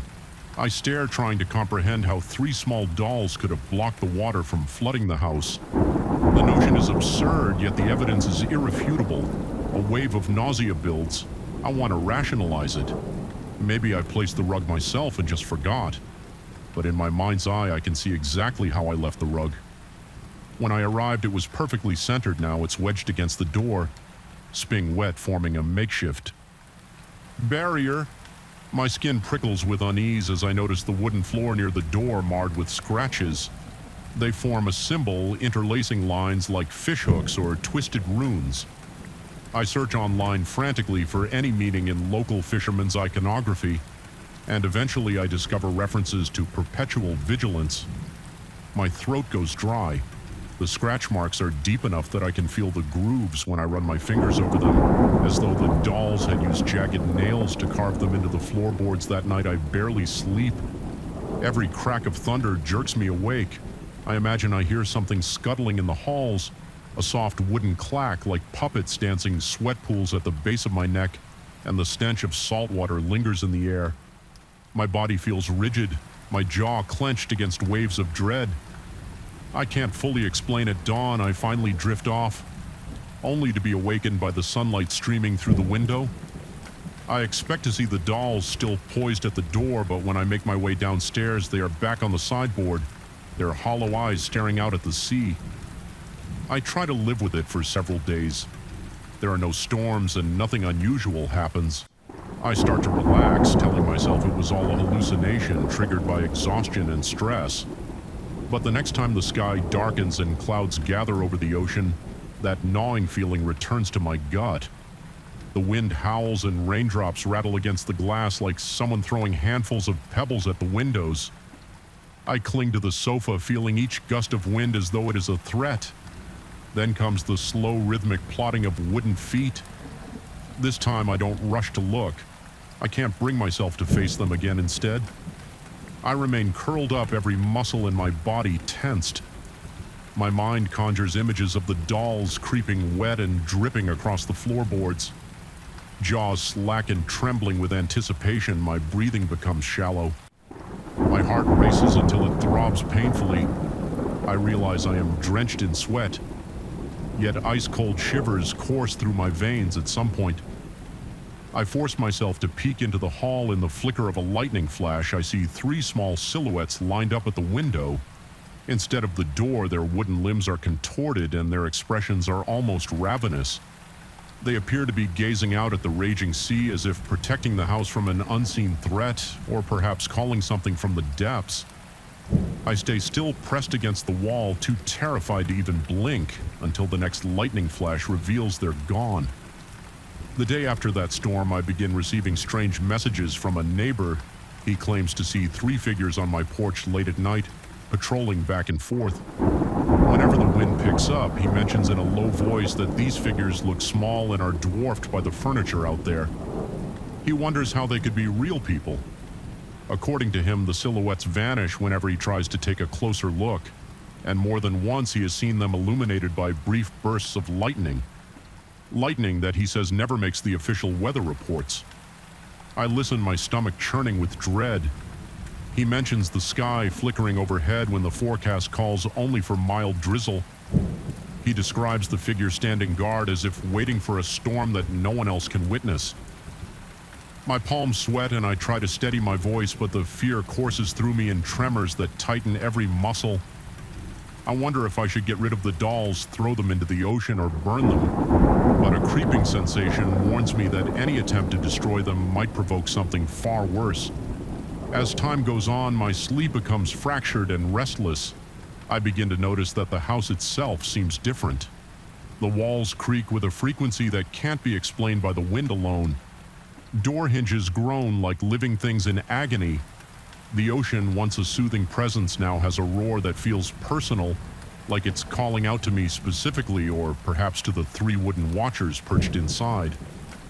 My nights are spent pacing from room to room, blood pounding in my veins, expecting at any moment to turn a corner and find them staring at me again. I recall a particularly suffocating night when the storm seemed to coil around the house with an almost sentient fury. The power went out, leaving me with only the meager glow of a flashlight. Each time I swept the beam across the living room, the shadows seemed to dart just out of view. I strained my ears for any sign of the dolls, my heart clenching at the thought of hearing that ominous click-clack of wet wood when I reached the sideboard. They were gone. No surprise there. A raw panic seized me. My breath came in ragged bursts as I heard a slow, deliberate scraping noise coming from somewhere behind the couch. My instincts screamed at me to turn away, to lock myself in the bedroom and wait out the night. But something compelled me forward. Maybe it was anger, maybe desperation. I held my flashlight tightly and crept around the furniture, every step feeling like an impossible effort. My calf muscles trembling with tension, I found them in a corner, hunched over something. Their jaws were open, and though they were just carvings of wood, the lines of their faces seemed contorted into a predatory hunger. I froze the flashlight. Trembling in my hand, my throat felt parched, my tongue heavy in my mouth. The small wooden bodies were splattered with sea spray as if they had just come from the ocean itself. I backed away slowly, not daring to breathe. The wave of nausea and dread was overpowering, and my vision swam with black spots. I wondered if I was losing my mind. Perhaps these weren't ordinary figurines at all. Perhaps they were manifestations of some ancient watchful force that prowls during storms. After that night, I couldn't bring myself to stay in the house for a while. I left for the city, intending to hire someone to cleanse the place or at least store the dolls away. During that time, I received more reports from my neighbor. He said he had witnessed tiny silhouettes pacing my porch during a thunderless storm. He insisted the shape seemed drenched, trailing water as they moved. He also mentioned the disturbing symbol carved into my front step, the same shape I had seen scratched onto the floor, the sign of perpetual vigilance. He conveyed his concern, wondering if I should return to set things right. According to him, the storms around my property were intensifying. Yet the official weather forecast showed nothing out of the ordinary, so with a sinking feeling in my gut, I packed up my courage and headed back to the beach house. The drive was unnervingly calm. A hazy sky hung overhead. Neither promising rain nor guaranteeing sunlight, it was as though the weather itself was waiting for me to arrive. The air felt heavier the moment I stepped inside, like a physical presence pressing against my chest. The windows were all intact, but a fine layer of salt encrusted the glass from the inside, as if sea spray had somehow forced its way through sealed panes. The entire house smelled of brine and damp wood. My heart thudded, and I swallowed hard. I kept expecting to see the dolls lurking in the hallway or peering around a door frame, but the sideboard was empty and the rest of the rooms were disturbingly silent. My neighbor came by to check on me. He mentioned in subdued tones that he had seen lightning flashes at odd hours the previous night. Though he hadn't heard any thunder, he had even tried filming it, but his camera caught only darkness. The tension in my shoulders wound ever tighter as he spoke. I wanted to run from the house, to abandon it, but I also felt drawn back by a force I can't quite explain. Some sense that it was my responsibility to confront these entities. That night clouds gathered across the sky, swirling in a strange pattern directly above my property. I sat in the living room with the lights on my nerves on a knife's edge. A hush fell over everything, as though the world was holding its breath. Then the lights flickered, my pulse hammered. I heard the slow, familiar drip of water near the front door. My mouth went dry and my limbs felt heavy as lead. I rose shakily to see what was happening. my body trembling with each step. The three dolls stood at the threshold, jaws parted. Rain began to lash the windows in horizontal sheets. Lightning illuminated the porch in that sudden brightness. The dolls seemed to glow with a wet sheen, their carved faces twisted in unspoken warning. They stepped, if that's the right word for it, further into the house, leaving faint footprints behind them. I felt my stomach turn to ice. I steeled myself, refusing to recoil with the wind howling outside. I spoke words in a low, broken mumble, uncertain if they were pleas or demands for them to stop. I felt foolish, but also desperate. The air crackled with tension. Another flash of lightning turned every object in the living room into a jagged silhouette. The dolls stopped turning their carved heads in unison toward me. In that moment, my entire body locked up. My heart felt like it might burst from sheer terror. They tapped their wooden feet in a slow, deliberate rhythm. My mind raced. I sensed that the symbol carved into my floor, that perpetual vigilance, was not merely a warning for me. It was a binding. They were guardians bound to this place, standing sentinel between something in the ocean and my home. But guardians can also be harbingers. My lungs constricted as I realized they might protect me one moment and entrap me the next. Depending on forces beyond my understanding, the storm outside reached a crescendo, rattling the house to its foundations. Rain pounded the windows with punishing intensity. The dolls then turned toward the door as though responding to a call. A brilliant arc of lightning seared through the sky, and for an instant I saw the symbol from the floor glowing in the reflection on the glass. My breath caught when I blinked again. They were gone, leaving only the dripping footprints and the lingering tang of salt in the air. I've decided I won't live in that house anymore, but I haven't sold it. Something compels me to keep it, as if my presence, or at least my occasional return, maintains some precarious balance. The fisherman's carvings remain inside, and I can't bring myself to destroy them. Deep down, I suspect they're not the true source of the terror, merely an extension of something older and more powerful than I can comprehend. Even now, I sometimes lie awake in my city apartment, far from the ocean's roar, unable to sleep when the forecast calls for storms. My heart starts racing at the memory of those damp footsteps, and I catch myself expecting to hear them in the hallway of my building. I check the weather updates, obsessively certain that I'll see a rogue thunderstorm forming on the radar above that distant stretch of coastline. Neighbors near my beach house still mention the occasional flicker of distant lightning that no meteorologist can explain. The faint rumble of thunderless storms and small shapes seen pacing under the eaves in the flickering light.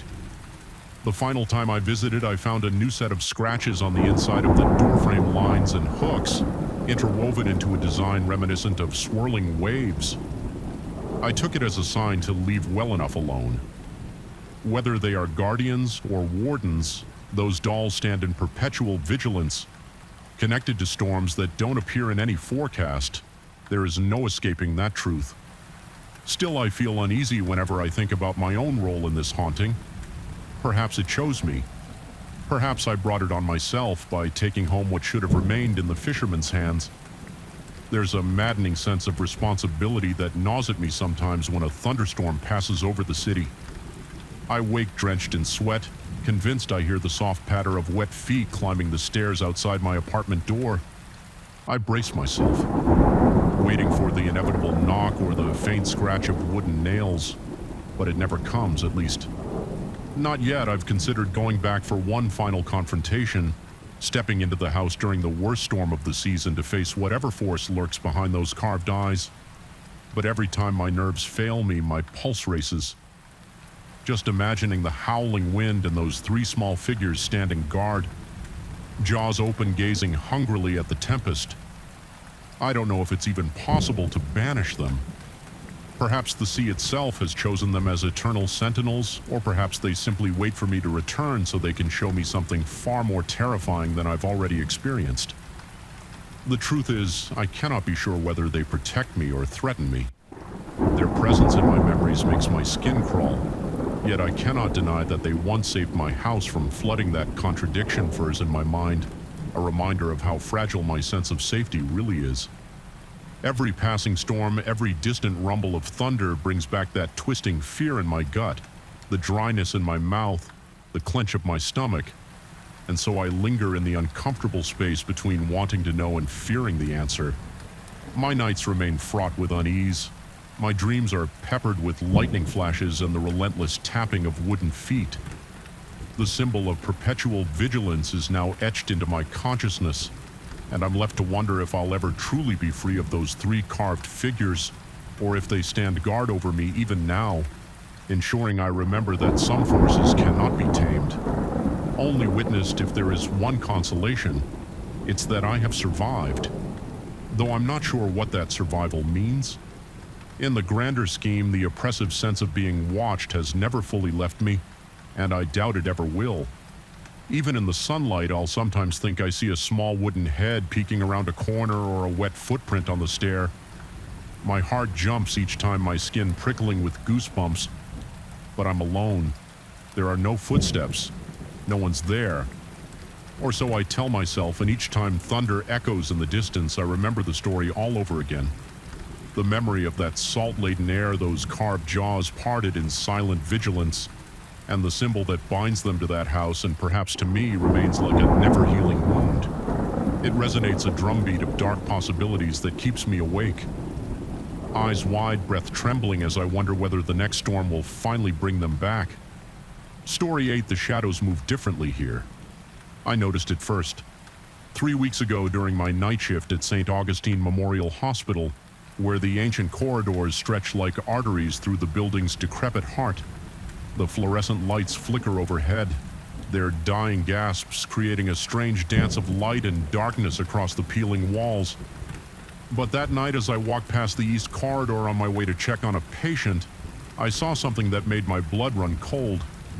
A shadow detached from its owner, lingering for just a moment too long before melting back into the darkness. I blinked, convinced my exhausted mind was playing tricks after 16 straight hours on duty, yet in the weeks that followed, the strange anomalies only multiplied until I could no longer deny what I was seeing in this hospital. Some shadows have a will of their own. My name is Dr. Daniel Mercer at 41. I've spent nearly half my life in hospitals. The last 7 years at St. Augustine, the night shift suited me fewer. Administrators, fewer questions, and the quiet allowed me to focus on my patients. I've always prided myself on being rational, methodical, a man of science. Until now, I would have scoffed at anyone who suggested the supernatural, but how else can I explain what I've been witnessing in these halls? The first incident I could rationalize away the second made my skin prickle with unease by the third night, when I distinctly counted 7 shadows in a room with only 5 people. I began keeping notes. My colleagues hadn't noticed anything, or if they had, they weren't admitting it. Nurse Patel raised an eyebrow when I casually mentioned the strange lighting effects in the East Wing. She reminded me I'd been working too many double shifts and suggested I take some time off. Her concern seemed genuine, but I caught her glancing nervously down the hallway as she spoke, her eyes tracking something I couldn't see last Thursday while checking on Mr. Fernandez in room 307. I experienced something that shattered any remaining skepticism. The elderly man had been admitted for pneumonia. His condition stable but requiring overnight observation. As I adjusted his IV, he grabbed my wrist with surprising strength, his eyes wide with terror. His voice came out as a raspy whisper as he described figures standing in the corners of his room at night, watching him. They came from the shadows, he said, and they whispered about fire and pain. I assured him it was just medication-induced hallucinations, though the tremor in my voice betrayed my uncertainty as I left his room. The hairs on the back of my neck stood up. When I turned around, I saw my shadow on the wall, and beside it another silhouette that mimicked my movements for 3 steps, before veering off in another direction entirely. That night, I brought my digital camera to work. If these phenomena were real, I needed evidence between rounds. I took dozens of photos of the corridors, patient rooms, empty ones to protect privacy, and especially areas where I'd previously noticed shadow anomalies. When I reviewed the images later in the break room, my coffee grew cold beside me as I stared at the screen in disbelief. In most photos, nothing unusual appeared, just the drab institutional setting of an aging hospital. But in a series taken near the juncture of the east and north wings, the discrepancies were undeniable. One image showed a clear human silhouette at the end of the hallway, though I knew with absolute certainty I had been alone when taking it. Even more disturbing were the photos where shadows visible to my naked eye simply didn't appear on camera, as if the digital sensor couldn't capture their essence. My hands trembled as I scrolled through the images, sweat beaded on my forehead. Despite the perpetual chill of the hospital, my throat constricted, making each breath a conscious effort. The rational part of my brain scrambled for explanations, light anomalies, camera malfunctions, my own sleep-deprived perception, but none could account for what I was seeing. I'm a doctor. I understand the physical symptoms of fear, but knowing the physiological causes of my racing heart and constricted pupils didn't make them any less real or terrifying. The next morning, instead of going home to sleep, I found myself in the hospital's administrative archives. The basement-level records room smelled of mildew and neglect, with yellowed papers and aging file cabinets that hadn't been digitized. Despite the hospital's repeated promises to modernize, the elderly clerk seemed surprised by my interest in the building's history, but directed me to the appropriate section with a warning that the organization system hadn't been updated since the 1990s. Hours passed as I dug through architectural plans, maintenance records, and administrative memos. My eyes burned from strain and lack of sleep, but adrenaline kept me alert. Finally, in a water damage folder labeled 1976-1979 incidents, I found what I was looking for. Newspaper clippings and internal reports documented a fire that had swept through the hospital's east wing on October 17, 1978-11. Patients and 4 staff members had been trapped. The official cause was listed as an electrical malfunction, though several internal memos suggested possible negligence regarding safety protocols. What sent ice through my veins wasn't the fire itself, but what came after the damaged wing had been sealed off rather than repaired, a temporary measure that became permanent as funding dried up. More disturbing were the handwritten notes from the hospital director at the time, referencing continued disturbances and unexplained phenomena following the fire.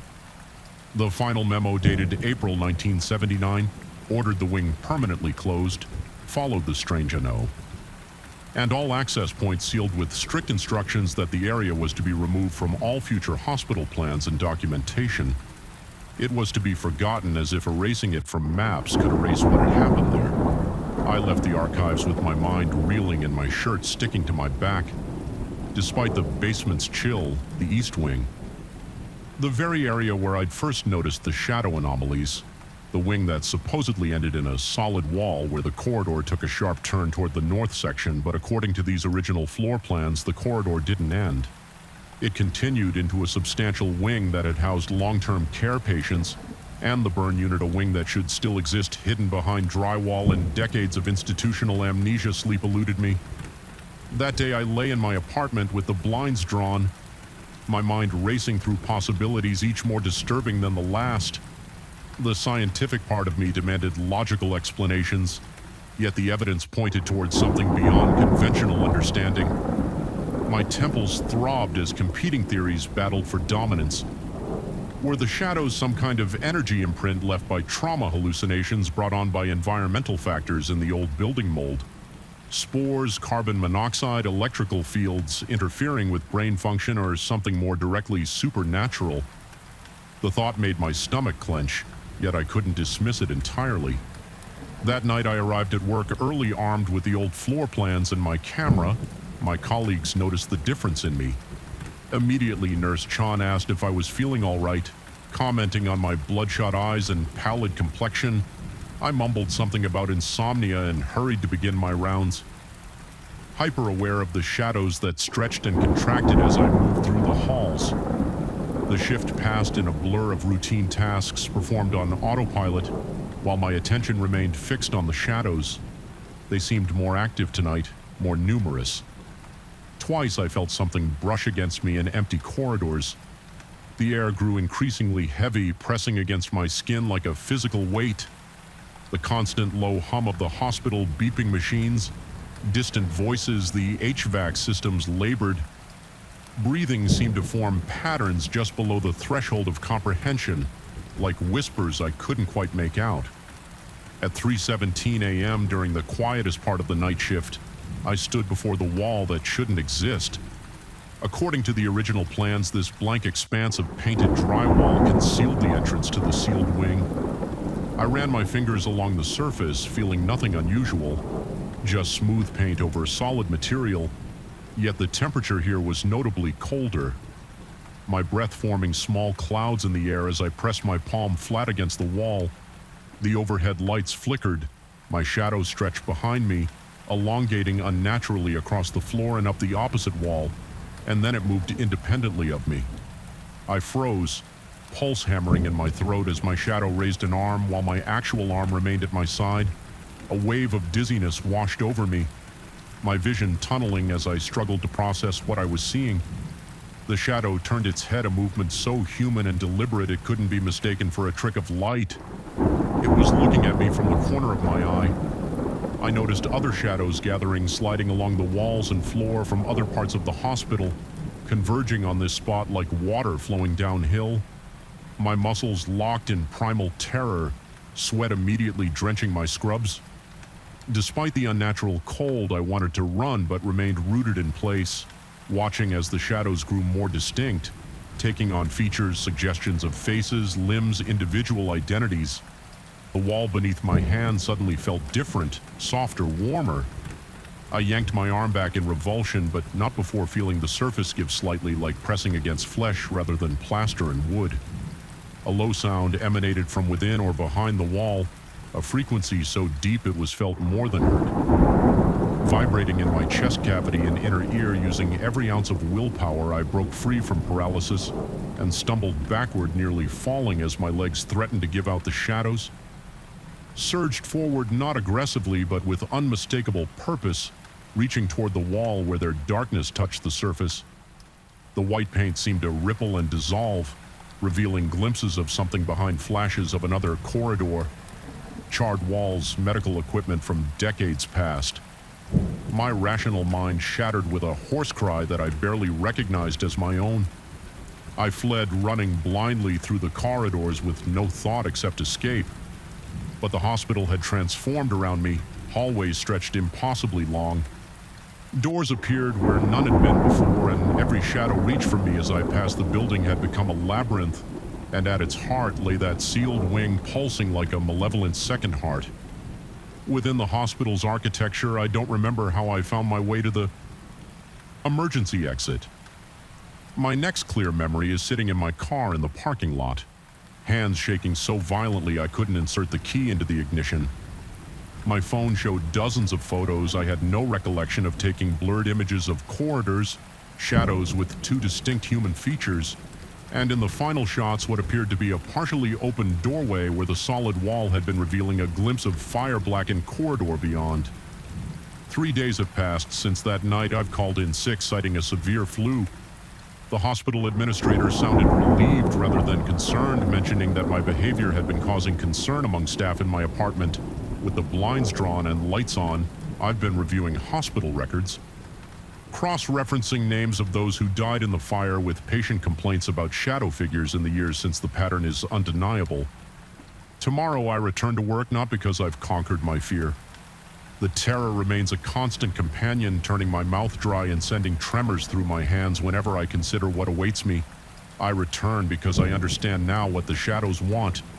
They're not malevolent, they're trapped. The sealed wing exists in some in-between state, neither fully present in our world nor entirely gone, and those who died there remain caught in the same limbo. The shadows are their attempts to reach out, to be acknowledged, to have their suffering recognized. The hospital administration knows. They've always known the sealing of that wing wasn't just a budget decision.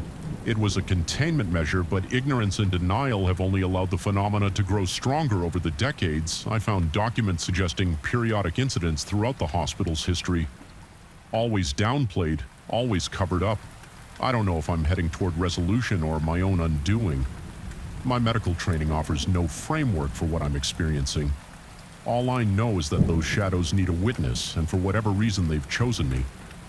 As I write these words, I can see my own shadow on the wall beside my desk, and though I sit perfectly still, it slowly raises its hand in acknowledgement. I find myself raising my hand in return, a silent pact between me and whatever awaits at St. Augustine Memorial. The shadows have stories to tell. Tomorrow night, I'm going to listen. Story 9. The first night it happened, I was jolted awake by an inexplicable sense of dread. There was a stifling stillness in my apartment, as though the air had grown dense enough to choke me. The clock on my nightstand pulsed with a dull red light, and I saw that it was exactly 4:12 a.m. My mouth felt like sandpaper. My shirt stuck to my clammy skin, and my heart hammered against my ribs so violently that I worried my chest might explode. Then I heard it. The low-pitched screech of metal scraping against the hallway floor, a deliberate sound echoing in rhythmic bursts. It crept closer inch by inch, and I realized with a wave of nausea that it was the wheelchair I'd come into possession of, the old wheelchair a few weeks earlier.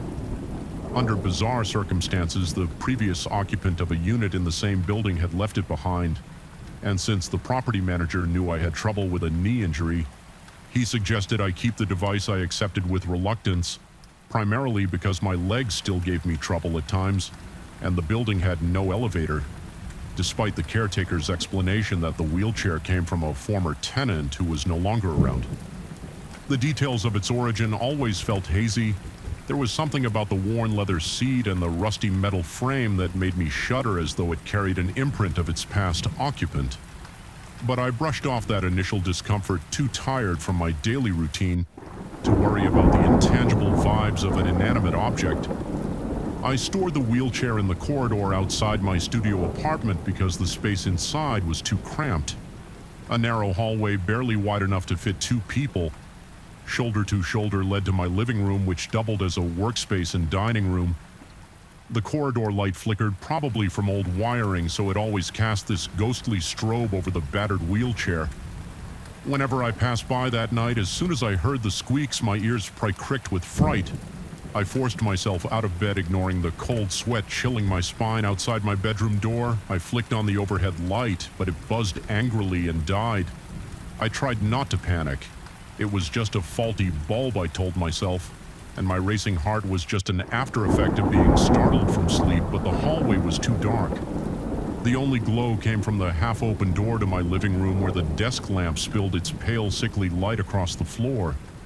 In that narrow band of illumination, the wheelchair rolled toward the desk so slow and deliberate that I could hardly breathe as I watched the wheels left a faint trail on the floor. At first I thought it was just dust when I stepped closer. However, I realized it was. Rust, tiny specks flaking off the metal rims, forming a line like breadcrumbs marking the path. The wheelchair halted by the desk and just waited. My entire body was trembling, but my curiosity was stronger than my panic. Step by cautious step, I moved closer, each creak of the floorboards matching the quickening pace of my heartbeat. I stood behind the chair, noticing for the first time that its seat cushion was shredded in places I hadn't seen before, as if it had been clawed from within. My throat felt tight. The rational side of my brain insisted I must be dreaming, or maybe my half-awake state was playing tricks on me. Yet the scene felt too tangible. The smell of metal, the grit of rust under my bare feet, the dryness stinging my eyes. I sank onto the seat more out of a need to steady myself than out of any real desire to sit. The moment I did, I heard a distinct hiss from the wheels, almost like a sigh of acknowledgement. Despite my pounding anxiety, I found myself in front of my desk, hands hovering over my keyboard. I often do some writing to calm my nerves, capturing fleeting thoughts or describing dreams so I can analyze them. Later that night, the words just flowed out of me in a feverish stream. Each keystroke felt synchronized with the soft squeaking sound from the wheelchair's tires. It was as though the chair was guiding my rhythm, each shift of my shoulders prompting another keystroke for about an hour. I was lost in that trance, deliriously productive, as if the words were not my own. I barely registered the sweat trickling down my temples. My breathing was shallow, controlled, yet my fingertips practically vibrated against the keyboard. Finally, an ache in my lower spine forced me to pause. I decided to stand and stretch. but the moment I tried, the backrest stiffened. I almost screamed when I realized the wheelchair wasn't letting me go. It had locked its wheels and the backrest pressed into me with a chilling force. I twisted, braced my palms against the armrests and strained to stand, but the seat was clinging to me. I wrestled with the chair, my jaw tight and my lungs burning in a final jerk. The backrest snapped free, releasing me with enough force to fling me forward. I landed painfully on my knees and I felt the sting shoot up my injured leg. My adrenaline was so high I only registered the pain as a dull roar. I scrambled away from the wheelchair, panting eyes locked on it as though it might come after me again. A cold draft slid over my sweaty skin and I realized I was freezing. My shirt was damp and my arms were covered in goosebumps. It took me a few breaths to notice rust-cold streaks across my sleeves. When I looked down, I saw more than just streaks. There were intricate impressions like twisted metal patterns pressed into the fabric of my coat. They resembled a brand, a faint silhouette of the chair's frame as though it had burned its design into me. I couldn't fathom how that could happen without heat. But the marks were there, undeniable. I spent the rest of the night standing, eyes darting between the wheelchair and the trailing line of rust on the floor. Each time I mustered the courage to turn off the desk lamp. My pulse throbbed so painfully that I had to flick the light back on. Eventually, I collapsed onto the couch, too exhausted to remain vigilant. My sleep was scattered, plagued by nightmarish flickers of wheels chasing me down endless corridors, the squeaking sound intensifying with each corridor. I turned when morning finally came. I forced myself to check the footage from my webcam. I'd left it running, an old habit of mine to record my late-night writing sessions, but the playback was impossible to interpret instead of seeing me. The video displayed a figure cloaked in a veil of rusted mesh. Thin strands draping over a pale, indistinct face. That figure sat precisely where I had been hunched over the keyboard, typing furiously. The screen flickered in time with the figures typing flashing lines of text that made me dizzy. Trying to read, my body tensed, goosebumps rippling across my skin as I noticed that the lines on the screen formed a story about someone who disappeared, replaced by an identical counterpart who carried on that person's life seamlessly. The text was disjointed, broken sentences about a protagonist becoming trapped, only to be replaced by an identical figure continuing his existence as though nothing had changed. The entire recording lasted for more than an hour, yet I had no recollection of even half that time passing. Over the next few days, the sense of unease in my apartment intensified. The air was thick, almost syrupy, and I often felt as though something hovered just on the edge of my vision. I'd catch glimpses of movement, but when I turned my head, nothing was there. My appetite dwindled, my sense of taste dulled. Every evening I double-checked the hallway to make sure the wheelchair stayed put. Sometimes as I passed it, I thought I heard tiny clicks from the wheels, like they were shifting position all on their own. When 4:12 a.m. arrived, I never had to check the clock. My body recognized the moment with eerie precision. My eyelids would spring open, my heartbeat galloping as I waited for that scraping noise. It was never long before I heard it again, metallic squeals puncturing the silence. Inching closer each night, the wheelchair took me to my desk and I felt a compulsion to sit. The seat would press against the back of my thighs in a cold, commanding way, and my fingers would race across the keyboard, channeling an urgency I couldn't explain. I typed page after page, but the moment I tried to read what I'd written, it seemed to vanish from the screen. The lines would be garbled or replaced with some cryptic text that matched the style of the figure in my webcam footage. I tried confiding in a neighbor, once describing the eerie sounds and the wheelchair's odd behavior. Although I avoided direct details, I mentioned that I might be dealing with some sort of hallucination or mechanical glitch. The neighbor was polite, but clearly thought I was too tired or too stressed. He suggested I get more rest, maybe try meditation or see a specialist. I nodded, unable to muster the courage to explain everything I'd experienced. The rust trails, the camera footage, or the tight, cold embrace of the chair's backrest. Desperate to break the pattern, I resolved to move the wheelchair out of my apartment entirely. One afternoon, I pushed it down the hall, ignoring the pangs in my knee as I forced it into the building storage locker in the basement. The place was cramped and smelled of mildew, the flickering fluorescent lights overhead casting ghoulish shadows against stacks of old furniture and boxes. I locked the door behind me, feeling some measure of relief, yet deep inside a queasy dread coiled in my gut. I sensed I'd merely offended whatever presence clung to that device. When I returned to my apartment, the hallway felt emptier but not safer that night. I set up my webcam again. The phone in my pocket showed 4:10 a.m. when I glanced at it one last time. Before dozing off on the couch in my sleep, I felt pinned down as though weighed by a giant block of ice. I snapped awake to a thunderous squeal echoing through the corridor, heart racing. I flicked on a lamp to see the living room door standing ajar. My skin tingled with raw fear. I rose cautiously, and there it was. The wheelchair stood at my desk like a loyal pet awaiting its master. My lips felt numb as my breath rasped in my throat. I stepped toward it, running my hand along the seat. The cushion was still battered, but I noticed it was damp and shockingly cold, like it had been sitting in a freezing vault.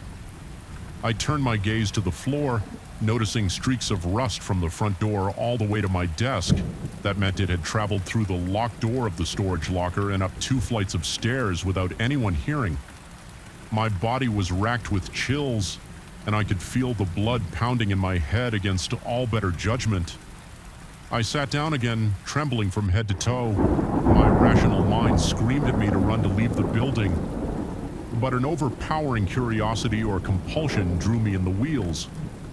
Hiss softly, their squeaking pulses aligning once more with my typing. I hammered at the keys, sweat pooling beneath my arms, my ears ringing. It felt like something was controlling me, some presence funneling words through my fingertips. Each new line gave me an unexplainable sense of dread, as though I was writing my own disappearance. Tears burned in my eyes and my throat constricted until I could barely swallow. I wanted to break free, but the chair's backrest pressed me forward. A surge of adrenaline allowed me to twist my upper body to one side, and in doing so, the backrest popped open. Just enough for me to wrench myself free. I fell onto the desk, panting. My limbs shaking, my skin felt sticky with clammy perspiration, and my vision swam. When I looked down at my coat sleeve, I saw new rust prints, the outline of the wheelchair spokes etched into the fabric with such exact detail that it seemed like a mechanical tattoo. My lungs burned from panting, the taste of copper filling my mouth. I scrambled for my phone to check the footage. The camera had recorded a figure again, like a silhouette draped in a filmy, corroded veil. As it typed, the footage zoomed in on a digital manuscript describing a protagonist who had become trapped in a haunted device replaced by another self that could walk away freely. No matter how many times I replayed the clip, the details made my stomach turn. I shut off the camera in horror by dawn. I made a resolution I had to rid myself of this cursed piece of equipment. No matter the risk, the only plan I could conceive was to push it out of the building and abandon it far away. But an unshakable feeling told me that if I tried, it would find its way back. Panic, thick as tar, climbed up my throat. My reflection in the living room mirror looked haggarded with dark circles. Hollowing my eyes, my skin ashen and clammy, it was as though I was seeing not quite myself, but a version undone by fear, just as my mind teetered on the brink. I felt a sudden calm wash over me. Maybe it was the body's way of coping with an unthinkable situation. I pulled on a fresh coat, careful not to touch the rusted stains on the old one, grabbed the wheelchair by its handles and pushed it out the front door with all my strength. I dragged it down the hallway, ignoring the rattling squeaks that resonated against the walls, then down the stairs, step by agonizing step. My knee throbbed fiercely, but the adrenaline rendered pain secondary. I kept thinking I heard whispers, or maybe just the rasp of metal urging me to reconsider.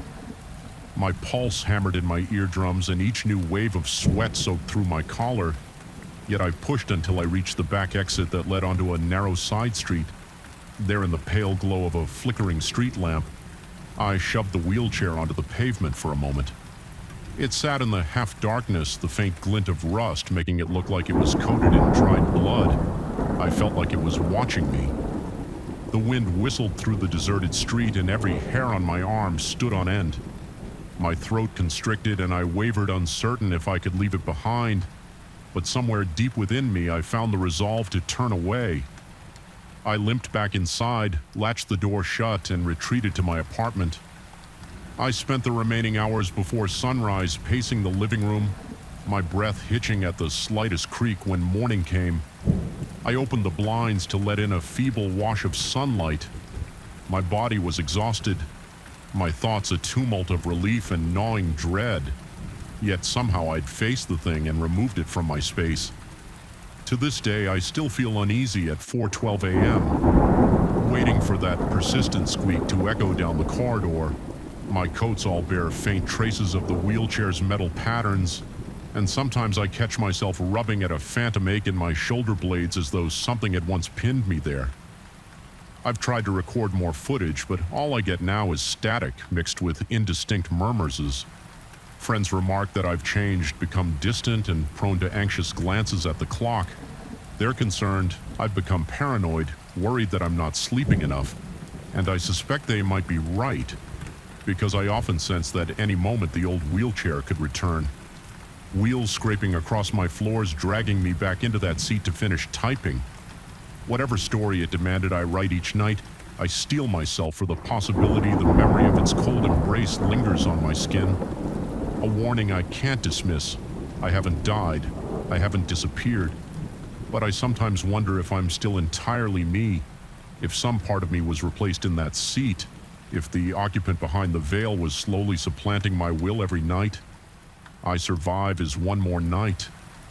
The wheelchair remains absent, yet the dread remains ingrained into my senses.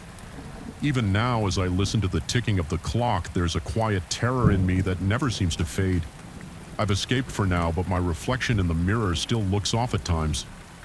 I swear I see a mesh veil flickering across my face in the corner of my vision, or catch a rusted fragment winking at me from the folds of my clothes, and so I wait, every muscle taut with anticipation, hoping the next sunrise greets me without that familiar scrape of metal in the corridor.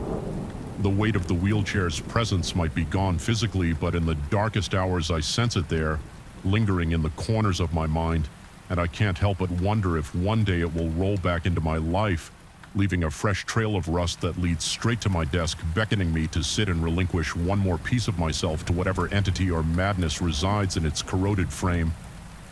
Story 10, I woke up gasping, drenched in cold sweat with the taste of iron in my mouth. My heart pounded against my ribs and I could almost swear I felt something brush past my shoulder in the dark. In the faint glow of my bedside lamp, I saw that every door in my hallway stood open at a perfect angle, as though arranged for some ominous ceremony. Their hinges creaked in unison like a twisted chorus, and for a moment I doubted my own eyes. That was the instant I realized my challenge to the attic. My stupid, defiant banging on those ancient doors had triggered something unspeakable. I live alone in this creaking house I inherited from an uncle I barely knew all my life. I considered myself rational, the sort of person who needs evidence, who dismisses fleeting shadows in the corner of my eye as tricks of the mind. Yet from the first day I moved in, I sensed a presence in the attic. The corners up there seemed darker than the rest of the house, and the single window felt too grimy and warped to let any sunshine in. It was the perfect place for dust and behind it. Maybe I just wanted to prove to myself that ghosts, or whatever one might call them, don't exist now every night. Since I dream of those 6 hooded figures, the first time they appeared in my dreams, they stood in a narrow hallway lit by a row of tall candles. The corridor reminded me of a school, though I have no recollection of ever being in that particular building. A thick hush enveloped the place as though no one else existed in that entire world. Each figure wore a dark hood, their faces fully shrouded, and yet I sensed an uncanny familiarity. They beckoned me forward, guiding me through doors and around corners I'd never seen before. Their cloaks swished against the floor, creating a soft hiss that sent chills through my spine. The beating of my heart thundered in my ears as I followed. Compelled by a force I couldn't understand or resist, when I woke from that first nightmare, I felt a jolt of panic. My chest was tight. My breath came in ragged bursts, and I couldn't shake the disturbing sense that the dream had been more than a simple mental illusion. It was 3 o'clock in the morning, and the hallway light flickered as though on the verge of burning out. Every internal door in the house was open. Forming an eerie alignment, the old hinges squeaked in a pattern like teeth grinding in slow unison. I spent the next hour trying to gather the courage to move. The floorboards felt cold under my bare feet.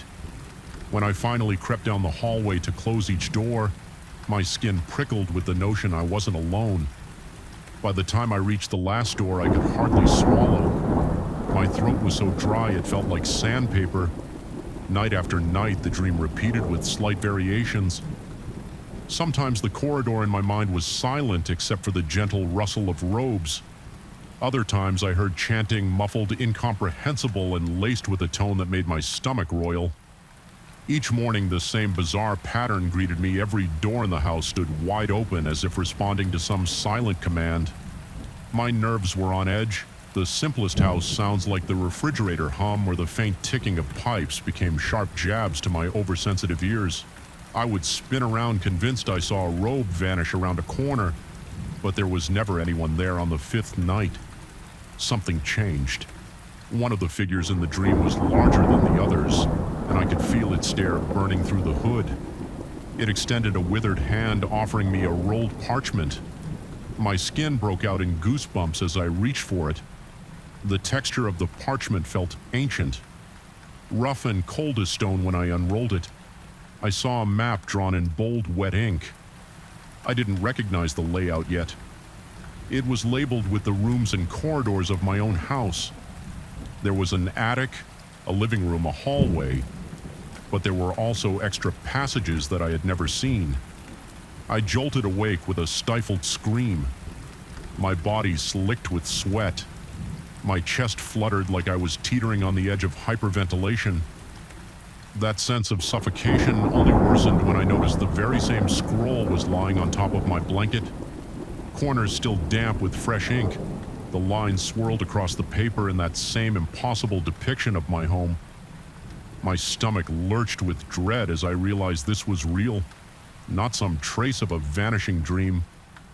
My eyes darted around the bedroom, half expecting to see a robed form lurking in the shadows, but there was nothing, only silence and my own labored breathing. I spent the better part of the morning studying that scroll. My fingers trembled whenever I ran them along the drawn walls and hidden corridors. At one point, I forced myself to laugh, trying to shrug it off as a hallucination, but the ink smudged under my thumb, staining my skin with a bizarre blackish-green smear. It smelled of something acrid, more pungent than any ink I've known. Part of me tried to rationalize it. Maybe I had begun sleepwalking and created it myself. But that didn't explain the style of the script or the odd symbols swirling in the margins. Nor did it explain how the paper felt so old and brittle, like it belonged in a museum. By midday, I decided I had to check the house for discrepancies. The map indicated a passage in the east wall of my study that would open into a second corridor. That corridor in turn should lead to a hidden door, opening toward a smaller chamber behind the staircase on the official floor plan. Indeed, on any rational observation, there was no such thing. The study's east wall was just a solid line of plaster and wood paneling. Yet I couldn't ignore the strange hush that followed me as I moved around the room, or the faint knocking I heard when I pressed my ear to that wall. My heart hammered so loudly that I could feel my pulse in my temples. The dryness in my mouth forced me to swallow hard every few seconds, as though my throat were closing up. My legs shook, threatening to buckle, and I could barely keep my flashlight steady. Solid. If there was a hidden door, it was seamlessly concealed, defeated. I sank onto my sofa and stared at the map again. Then I noticed a detail that made my stomach flip. The layout of the house had changed since I last looked at it. Another route had appeared, branching off from the upstairs hallway that made no sense. I was certain that extra route wasn't drawn just an hour earlier. The ink was still damp, as though freshly applied. Despite my terror, curiosity got the better of me. I climbed the stairs with shaky knees, each step eliciting a squeak that echoed through the silent house. The new route depicted a narrow door between two bedrooms, which supposedly led to a passage going straight to the attic. But I knew my house well between those bedrooms was only an old arm wire built into the wall used to store winter clothes. Yet the parchment showed that if I opened the arm wire and pushed on the back panel, I'd find a route leading upward. As I reached the upper landing, I froze directly across from me stood a brand new closet that I had never seen in my life. My heart dropped and an icy sweat broke out across my forehead. The air felt suffocating. Everything looked slightly off kilter, as though the hallway had stretched a few inches to accommodate this impossible door. It was made of the same dark wood as the rest of the house, with the same decorative trim. If someone else had walked through at that moment, they might have assumed it had always been there, but I knew better. I approached with reluctant steps, hearing my breath rasp in my throat. The doorknob felt ice cold against my palm. My arm tensed so strongly that my shoulder ached, but I forced myself to turn the knob. The door swung open with a low groan, revealing a closet interior that smelled of stale air and something damp like rotting leaves. My flashlight beam swept across the small space, and I saw my winter coat hanging there. The exact coat I kept in the built-in arm wire. Confusion and dread merged in my mind, making me dizzy. That coat was supposed to be in a different room entirely behind a different door. Yet here it was, swaying gently as though it had just been hung. My breath came in quick, shallow gulps, and I stepped closer inside one of the coat pockets. I found an envelope sealed with what looked like scarlet wax. My name was scrolled across the front in a jagged, almost frantic script when I touched the seal. It crumbled and the flap opened to reveal a single strand of hair, a strand that was unmistakably my own, matching my dark color and distinctive texture. The sight made me gasp out loud, and in that moment I could have sworn the closet walls pulsed, as though the house itself were breathing. I felt the back of my neck prickled with goosebumps, and the flashlight in my hand trembled so badly that the beam bounced erratically over the walls. Nothing else was in the closet, just my coat and that envelope. Yet the space radiated an oppressive energy, a sense that something was crammed inside, leaning in to watch me. The air carried a faint hiss, like slow-measured breathing. I backed out, skin-prickling, heart racing, and slammed the closet door. The sound reverberated through the hallway, and in that echo I thought I heard a whisper that night. The dream returned in full force. The 6 hooded figures led me through an endless chain of corridors lit by flickering candles. The walls seemed to twist like living things. Breathing as I passed, the larger hooded figure moved closer, and I felt an overwhelming pressure in my chest, as though it were trying to speak directly to my heart. I wanted to run, but my legs refused to obey. My nails dug into my palms. Every nerve in my body screamed for me to escape. Yet I followed them with heavy, reluctant steps when I woke. I was lying on the floor in front of my bedroom door, covered in cold sweat. The hallway lights were off, even though I never turned them off at night anymore. The entire corridor smelled stale, as if no fresh air had circulated for days. My throat burned and each breath rattled in my lungs. I rose on shaky legs, flipping switches in desperation. Light bulbs flickered but wouldn't fully illuminate the next hours. Felt like a fever dream. Each door in the house had realigned itself again, forming that perfect corridor that seemed too geometric to belong in an old house. I spent nearly an hour verifying that no new additions had appeared on the parchment, but it was the same as the day before. Then near the bottom edge I noticed faint lines. They looked like an extension of the map leading outside the house. Could this thing be showing me a way to leave? My pulse pounded with a sudden reckless hope. I hurried to the front door, ignoring the way the floor creaked and groaned beneath my feet. By the time I reached the foyer, sweat was streaming down my back and my hands trembled so violently that I struggled to grasp the doorknob. But when I yanked it open, I saw no hint of the yard or the street. Instead, I found another corridor, much like the one in the dream. Lit torches lined the walls, their flames dancing wildly in a breeze that made no sense. My lungs felt tight and the metallic taste returned to my mouth. I can't fully explain what happened next. It was as though I slipped into another reality, stumbling down that corridor while my mind teetered between horror and disbelief. The walls were cold stone and my footsteps echoed with a hollow, eerie resonance. Everything smelled damp, ancient, almost tomb-like. But I kept walking, drawn forward by the flickering light of the torches, my vision blurred at the edges, my head pounding with each step. The corridor turned left, then right, then spiraled downward until my knees threatened to give out each turn. Felt like a labored breath. I was convinced I would pass out abruptly. I emerged into my own living room one instant. I was in that stone hall the next. I stood on my creaking wooden floor, blinking under the dim glow of my old floor lamp. My living room had never seemed so comforting or so alien all at once. My heart hammered in my chest, my entire body slick with cold sweat. When I pivoted to look behind me, all I saw was the standard front door shut tightly against the night. No corridor, no torches, no sign of the unearthly passage. I had just traversed, my breathing was ragged, and I felt an overwhelming urge to laugh in sheer panic. For a while, I simply stood there, taking deep, shaking gulps of air. Eventually, I worked up the nerve to check the hallway again. Everything looked normal, or as normal as it ever was in this cursed place. The new closet remained, though quietly mocking me from its corner.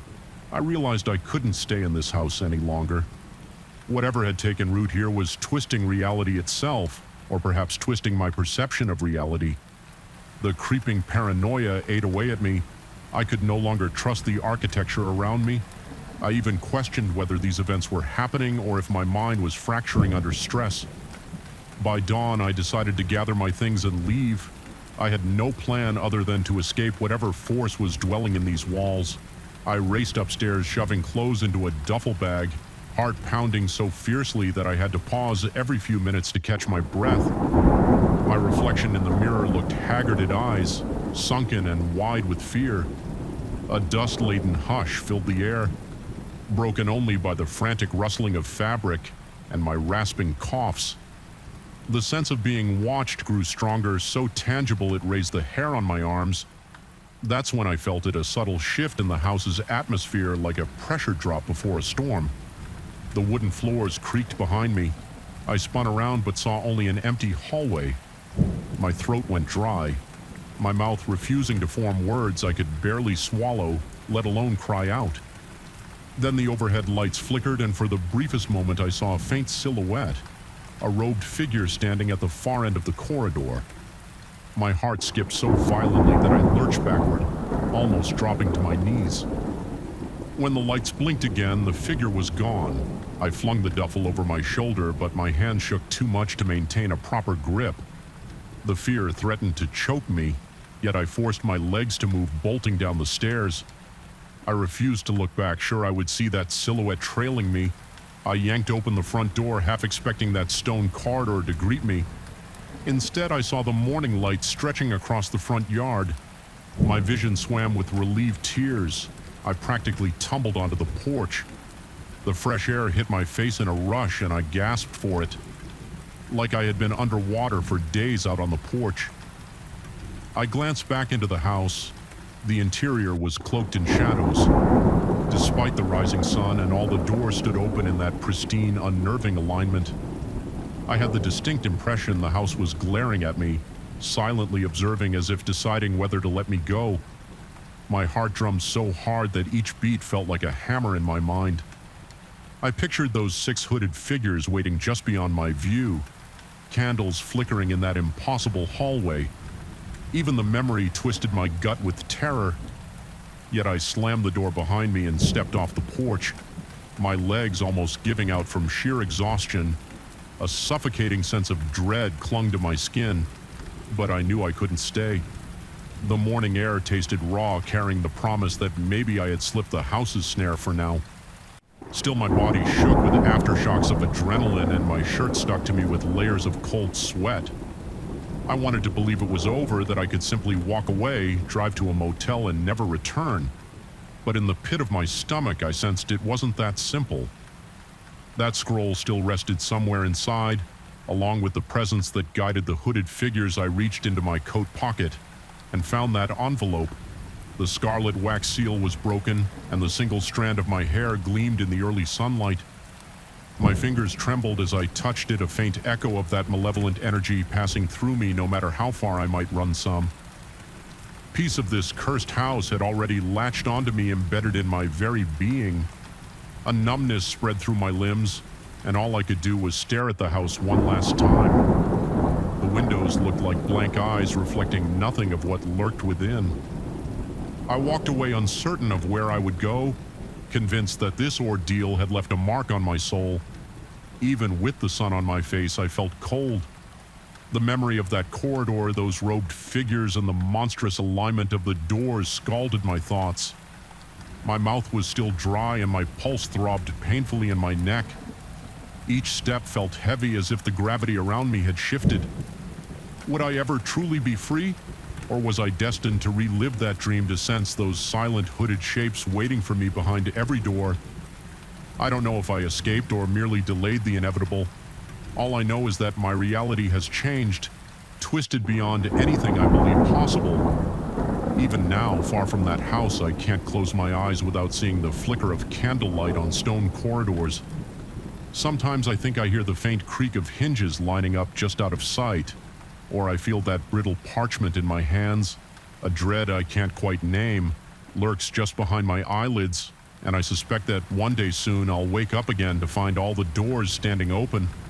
A fresh map leading me somewhere else I never wanted to go. The knowledge chills me more deeply than any nightmare could, and it leaves me haunted by the echo of creaking doors, the hush of drifting robes, and the silent vow that they are not done with me. Yet story 11. The first time I heard the barking, I nearly fell out of bed. It wasn't the kind of distant echo you might attribute to a neighbor's dog or a wandering stray. It was sharp, clear, and resonated through the walls of my bedroom as if the animal were right there with me. 4 years had passed since my labradoodle died, and I had grown used to an aching silence during the night. But at exactly 10:07 a.m., the silence shattered, replaced by a sound that set my heart racing and the hairs on my arms standing on end. Though my dog was gone, something in this house refused to let me forget him. I still remember the night I had to say goodbye to him. There was a sense of finality. I thought I understood the knowledge that I would never again feel his paws pressing against me or his warm muzzle nudging my hands for treats. Yet in the intervening years, I held onto his memory through old photographs and the few chewed-up toys I hadn't had the heart to throw away. Never did I imagine that memory would breach the boundary between life and death in such an unsettling way in the weeks leading up to the first bark. I had been living a routine existence, work grocery runs, the occasional dinner with a friend, then home. My modest house was always quiet, almost too quiet. Especially at night, I would read in bed, drifting into a shallow sleep around midnight. Then it began the beep of my alarm clock at 10:07 a.m., a little mechanical chirp that had never bothered me before. Suddenly felt unnerving because only seconds after that beep, I heard the bark, short, urgent, and heartbreakingly familiar. It happened again the next night, the same exact minute, the same bark. My heart pounded, sweat dampened the back of my neck, and adrenaline surged through my veins each time I found myself clutching the edges of my blanket. Breath coming in short bursts, and the distinct impression that I was not alone in the room gripped me. My labradoodle had always barked at 10:07 for his early morning potty break when he was a puppy. I remembered that routine vividly, but he was long gone, 4 years gone. So why was I hearing this ghostly echo? At first, I considered the possibility of a dream or an overactive imagination, but what truly sent chills through my entire body was that my alarm clock began to go haywire. Instead of showing the time, the display flickered and then displayed a single ominous word. Bus in my native language that could mean search or seek, regardless of interpretation. It was not a normal clock error. The mechanical beep remained exactly at 1:07 and right on cue. I heard the bark echo in the hallway. I tried talking myself out of panic, but each night more oddities piled onto the last. I began to notice faint scratching sounds on my bedroom door. At first, these scratches were nothing more than 3 or 4 shallow grooves in the wood. I assumed it had been there for years and I'd simply never paid attention. Then, with each passing evening, more marks appeared. One morning, I woke to find the entire lower panel of the door etched with what looked like frantic, repetitive strokes, almost as if a dog had tried to claw its way through. Even more unnerving, these marks formed a shape, the silhouette of a seated dog, ears perked up, waiting. My entire body tensed when I spotted that shape. I felt a terrible hollowness in my stomach, as if I was on the cusp of discovering something I wouldn't be able to unsee. The house itself seemed to react. Floors creaked in the dead. Of night doors that I was certain I had closed before bed were found ajar in the morning. More than once I woke up drenched in sweat, heart hammering like a drum, convinced I felt a weight at the foot of my bed like the old days, when my dog used to jump on the comforter and curl up by my feet. Yet when I reached out, there was nothing but empty air. My mouth would go dry and an unsettling prickle would slide up my spine. In those moments, it felt as though I were teetering on the edge of reality. Desperate for an explanation, I installed a frequency recorder in my bedroom. Late one night, I captured the faint, high-pitched howling that I could barely register with my own ears. When I played it back and manipulated the audio by speeding it up, it formed something that sounded like training commands. They resembled the ones I used to use, short and snappy, the type of single-word instructions that had once kept my labradoodle well-behaved. Sit, stay, come. My pulse thundered in my ears as I listened to my own recorded voice from years ago, echoing through some kind of spectral filter. That was the moment my paranoia bloomed into full-blown fear. The idea of a spectral presence repeating those commands was almost too horrifying to accept. One night, with tension coiling in my stomach, I decided to obey one of the commands the recording hissed, and I could make out that singular word. Sit. My whole body trembled, but I lowered myself to the floor right there in the hallway. The moment I did, the ground beneath me seemed to shudder, not violently, but enough to make my teeth chatter. Then I felt a presence settle beside me like a cold, coalesced form of air pressing against my thigh. My breath caught in my throat, and I couldn't bring myself to move for a full minute, focusing on the slick chill that grazed my arm. There was no physical being there yet. The sensation was unmistakable. My heart thumped irregularly, and each thud reverberated in my ears. When I finally stood, I heard the barking drift away down the corridor, almost as if it were guiding me somewhere. My shoes squeaked against a series of wet paw prints that led deeper into the hallway. Water had pulled in the shape of paws, each droplet shimmering under the faint moonlight seeping through the windows. Yet the strangest part was that the footprints never dried. They glistened perpetually. Marking a path toward my old spare bedroom, I followed each step, making me feel like I was descending further into a place where logic had no power. That spare bedroom had become a sort of storage space filled with all manner of forgotten relics, dusty boxes out of clothes and old books in one corner behind some discarded blankets. I found something I hadn't thought about in years.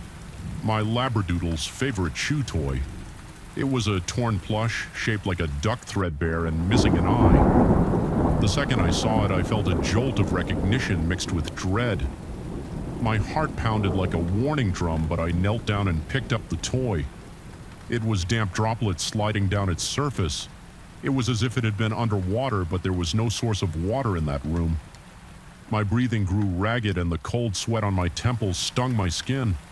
I felt an overwhelming urge to drop the toy, but some compulsion made me hold it tighter. Over the next few days, the house itself started to feel oppressive every night. The alarm beeped precisely at 10:07 a.m., and each time the digital screen displayed that single word bus, I couldn't stop thinking about the meaning. Was I supposed to be looking for something, or was something searching for me? My nights passed in a haze of half-leap and jolting terror as the barking came without fail, growing louder and more resonant. Eventually, I saw the bedroom door physically tremble under some unseen force. I half expected it to burst open, but it never did. I took to turning on every light in the house after sunset, hoping the brightness would dispel whatever was lurking, but it didn't. Shadows elongated, unnaturally contorting around corners, sometimes resembling the shape of a dog with raised hackles. I caught glimpses in mirrors, distorted reflections of an animal shape that shouldn't have been there. Each time I glimpsed it, I felt nauseous, as though my organs were twisting inside me. My nerves were so raw, even the slightest creak of a floorboard caused a surge of panic. I could feel my own sanity fraying at the edges. I found myself replaying the old audio commands, though I had no idea why part of me felt compelled, as if I might unravel a clue hidden within them. Each time I played them, I recognized the bond I once shared with my dog. It was intense, built on trust, but now twisted into something I could no longer comprehend. One command said stay, and the moment I paused the recording, the temperature in the living room dropped drastically. My breath came out in visible puffs. I swore I heard panting behind me, hot breath teasing the back of my neck. Even though the air was so cold, it made my fingertips go numb. In the faint reflection of the TV screen, I thought I saw a dog's muzzle close to my face, but when I turned around, I was alone. Another command was fetch.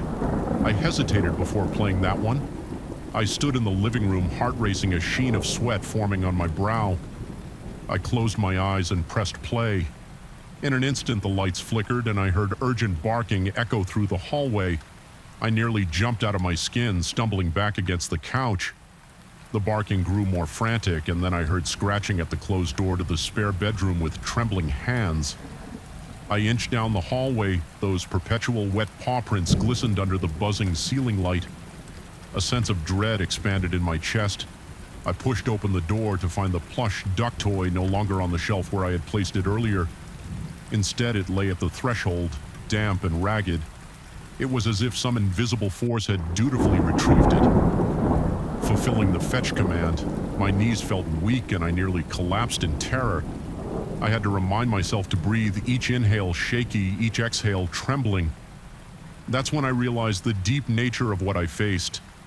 It wasn't a mere memory or haunting, it was something more interactive, almost intelligent. Bound to me by the echoes of old routines by the sixth or seventh night. I was surviving on minimal sleep, overwhelmed by paranoia. I jumped at every noise, every flicker of light. My heart thundered day and night, leaving me sweaty and tense. Whispers crept into my dreams. If I slept at all, I began to question whether I was truly hearing them, or if my exhausted mind was conjuring illusions. I suspected the house wanted me to embrace this phenomenon, to actually attempt some kind of final connection with my lost companion. There was no rational reason I felt that way, just an unshakable conviction deep in my bones. I decided to confront it that night. I set my phone to record audio and placed it on the coffee table. I sat on the floor, the old dog toy in my lap, waiting for 10:07 a.m. to arrive. When the alarm beeped, I forced myself to watch the display switch to Buska. The barking started immediately, echoing through the hallway. I could feel every thud of my heart, every shiver along my spine. Cold sweat soaked the collar of my shirt. My pulse hammered against my temples, and for a moment I thought I might pass out. Summoning every ounce of courage, I called out indirectly, saying something to the effect that I was there and willing to listen, if something was trying to communicate not a direct plea but a statement of readiness. The barking quieted, replaced by low growls that formed an eerie cadence like a message in a language I couldn't decode. A part of me wanted to bolt from the house, never to return, but an inexplicable pull rooted me to the spot. The temperature plunged once more, and a formless shape materialized near the hallway. My vision blurred as tears of primal fear welled in my eyes. The silhouette was unmistakable, a dog shape standing still, tail raised as if in cautious anticipation. Its edges flickered like a dying light bulb. I clutched the toy tighter, my stomach in knots. The barking resumed, softer this time, almost pleading, shaken and desperate for a resolution. I gently slid the toy across the floor toward the silhouette, my hands trembling so severely that I nearly dropped it. The figure seemed to bend down, sniffing or inspecting. I felt an immense pressure in the air, like a vacuum pulling at my lungs. Then, as suddenly as it appeared, the figure receded. Leaving the toy behind, the wet paw prints faded slowly, seeping into the floor until there was nothing but dryness. The alarm let out one more beep, and when I glanced at it, the word Busa was gone. The time read 10:09 a.m. My ears rang in the oppressive silence that followed my breaths, ragged and shallow. The house felt still again, but it wasn't the calm of resolution. It was the silence of something that had momentarily released its hold in the days since I haven't heard the midnight barking, nor have I found wet footprints in the hallway. The scratches remain on the door, a permanent reminder of whatever visited me. I've kept the chew toy in a safe spot, unsure whether discarding it might reignite the phenomenon or if holding on to it continues to invite that presence. There's a weighty unease in my chest whenever I pass by the bedroom, even though the daily horrors seem to have subsided. The memory of that spectral silhouette still sets my pulse racing and my hands shaking occasionally. I'll wake in a cold sweat, convinced I heard a faint bark in the distance or feel a gentle shift on the bed as though a familiar companion were curling up beside me. I reach out and there is only empty air. Sometimes the clock still flickers at 10:07 a.m., but it shows the correct time now, no longer commanding me with that singular haunting word. Yet I can't help but sense a lingering tension in the walls, a suggestion that something might still be waiting. Perhaps the bond I once cherished isn't satisfied with. Mere memories. Perhaps it demands acknowledgement, some final act of understanding. I live my life cautiously now, always attuned to the hush of late-night hours. I still have trouble trusting my perceptions. I double-check locked doors, paused recordings, and flickering lights. Some might say I'm paranoid. Others might accuse me of being haunted by guilt. But there are moments late in the evening when I feel a subtle warmth press against my leg as if a dog is resting its head there. My heart hammers each time it happens, but I don't pull away. I sit in place, letting the ghostly sensation linger, and though I may never truly know the boundaries of what I encountered, I can't deny the uneasy truth. Sometimes the affection we share with those we love transcends every barrier. Even death and what remains may well seek us out in the quiet dark, barking at the stroke of one. Oh, 7 a.m., just to remind us it's never truly gone. Story 12 from the moment I moved into that old creaking townhouse. An unsettling weight seemed to settle around my shoulders. It was as though the walls themselves exhaled a cold breath whenever I passed by, reminding me that I was stepping into a realm shaped by time and secrets. Every corridor had its own cadence, a low hum of ancient pipes, a distant crack of aging timbers, and the faint echo of dripping water that resonated like a heartbeat in the dead of night. That single dripping noise became my persistent companion from the very first evening. I didn't understand it then, but it marked the boundary between the world I knew and something far more ominous. I live alone in this sprawling townhouse, partitioned into several wings.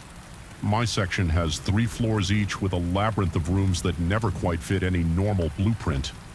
The south bathroom stands out as the most peculiar. It's tucked away at the far end of a narrow hallway and overlooks a neglected courtyard. The first night I decided to sleep here, I heard the faucet in that bathroom turn on by itself. At precisely 2:14 in the morning, it was so abrupt, so perfectly timed that I felt a sudden shock to my system, like ice water poured down my spine. I remember lying there breathing quickly, struggling to decide if I should go check it or hope it stopped on its own. My curiosity, however, proved stronger than fear. With my heart pounding, I forced myself out of bed. Each footstep across the creaking floor felt like it was announcing my approach to someone or something waiting behind that heavy wooden door. The corridor was dark, illuminated only by a slice of moonlight filtering in through a thin window. At the far end, the air was stale and the silence around me made each drop of water sound impossibly loud. When I entered the bathroom, I saw the faucet turned all the way on water, streaming into the porcelain sink. I didn't immediately notice anything in the water, only that the metal handle felt oddly cold. Even for that hour I shut off the water, my reflection in the mirror seemed off, as though my outline had become slightly blurred. Then I blamed fatigue or poor lighting. I tried to calm my frantic breathing, but my heart kept racing and I had to steel myself just to return to bed the next night.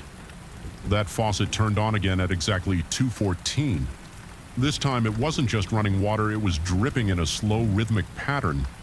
I counted the seconds between each drop. 1, 2, 3 drop.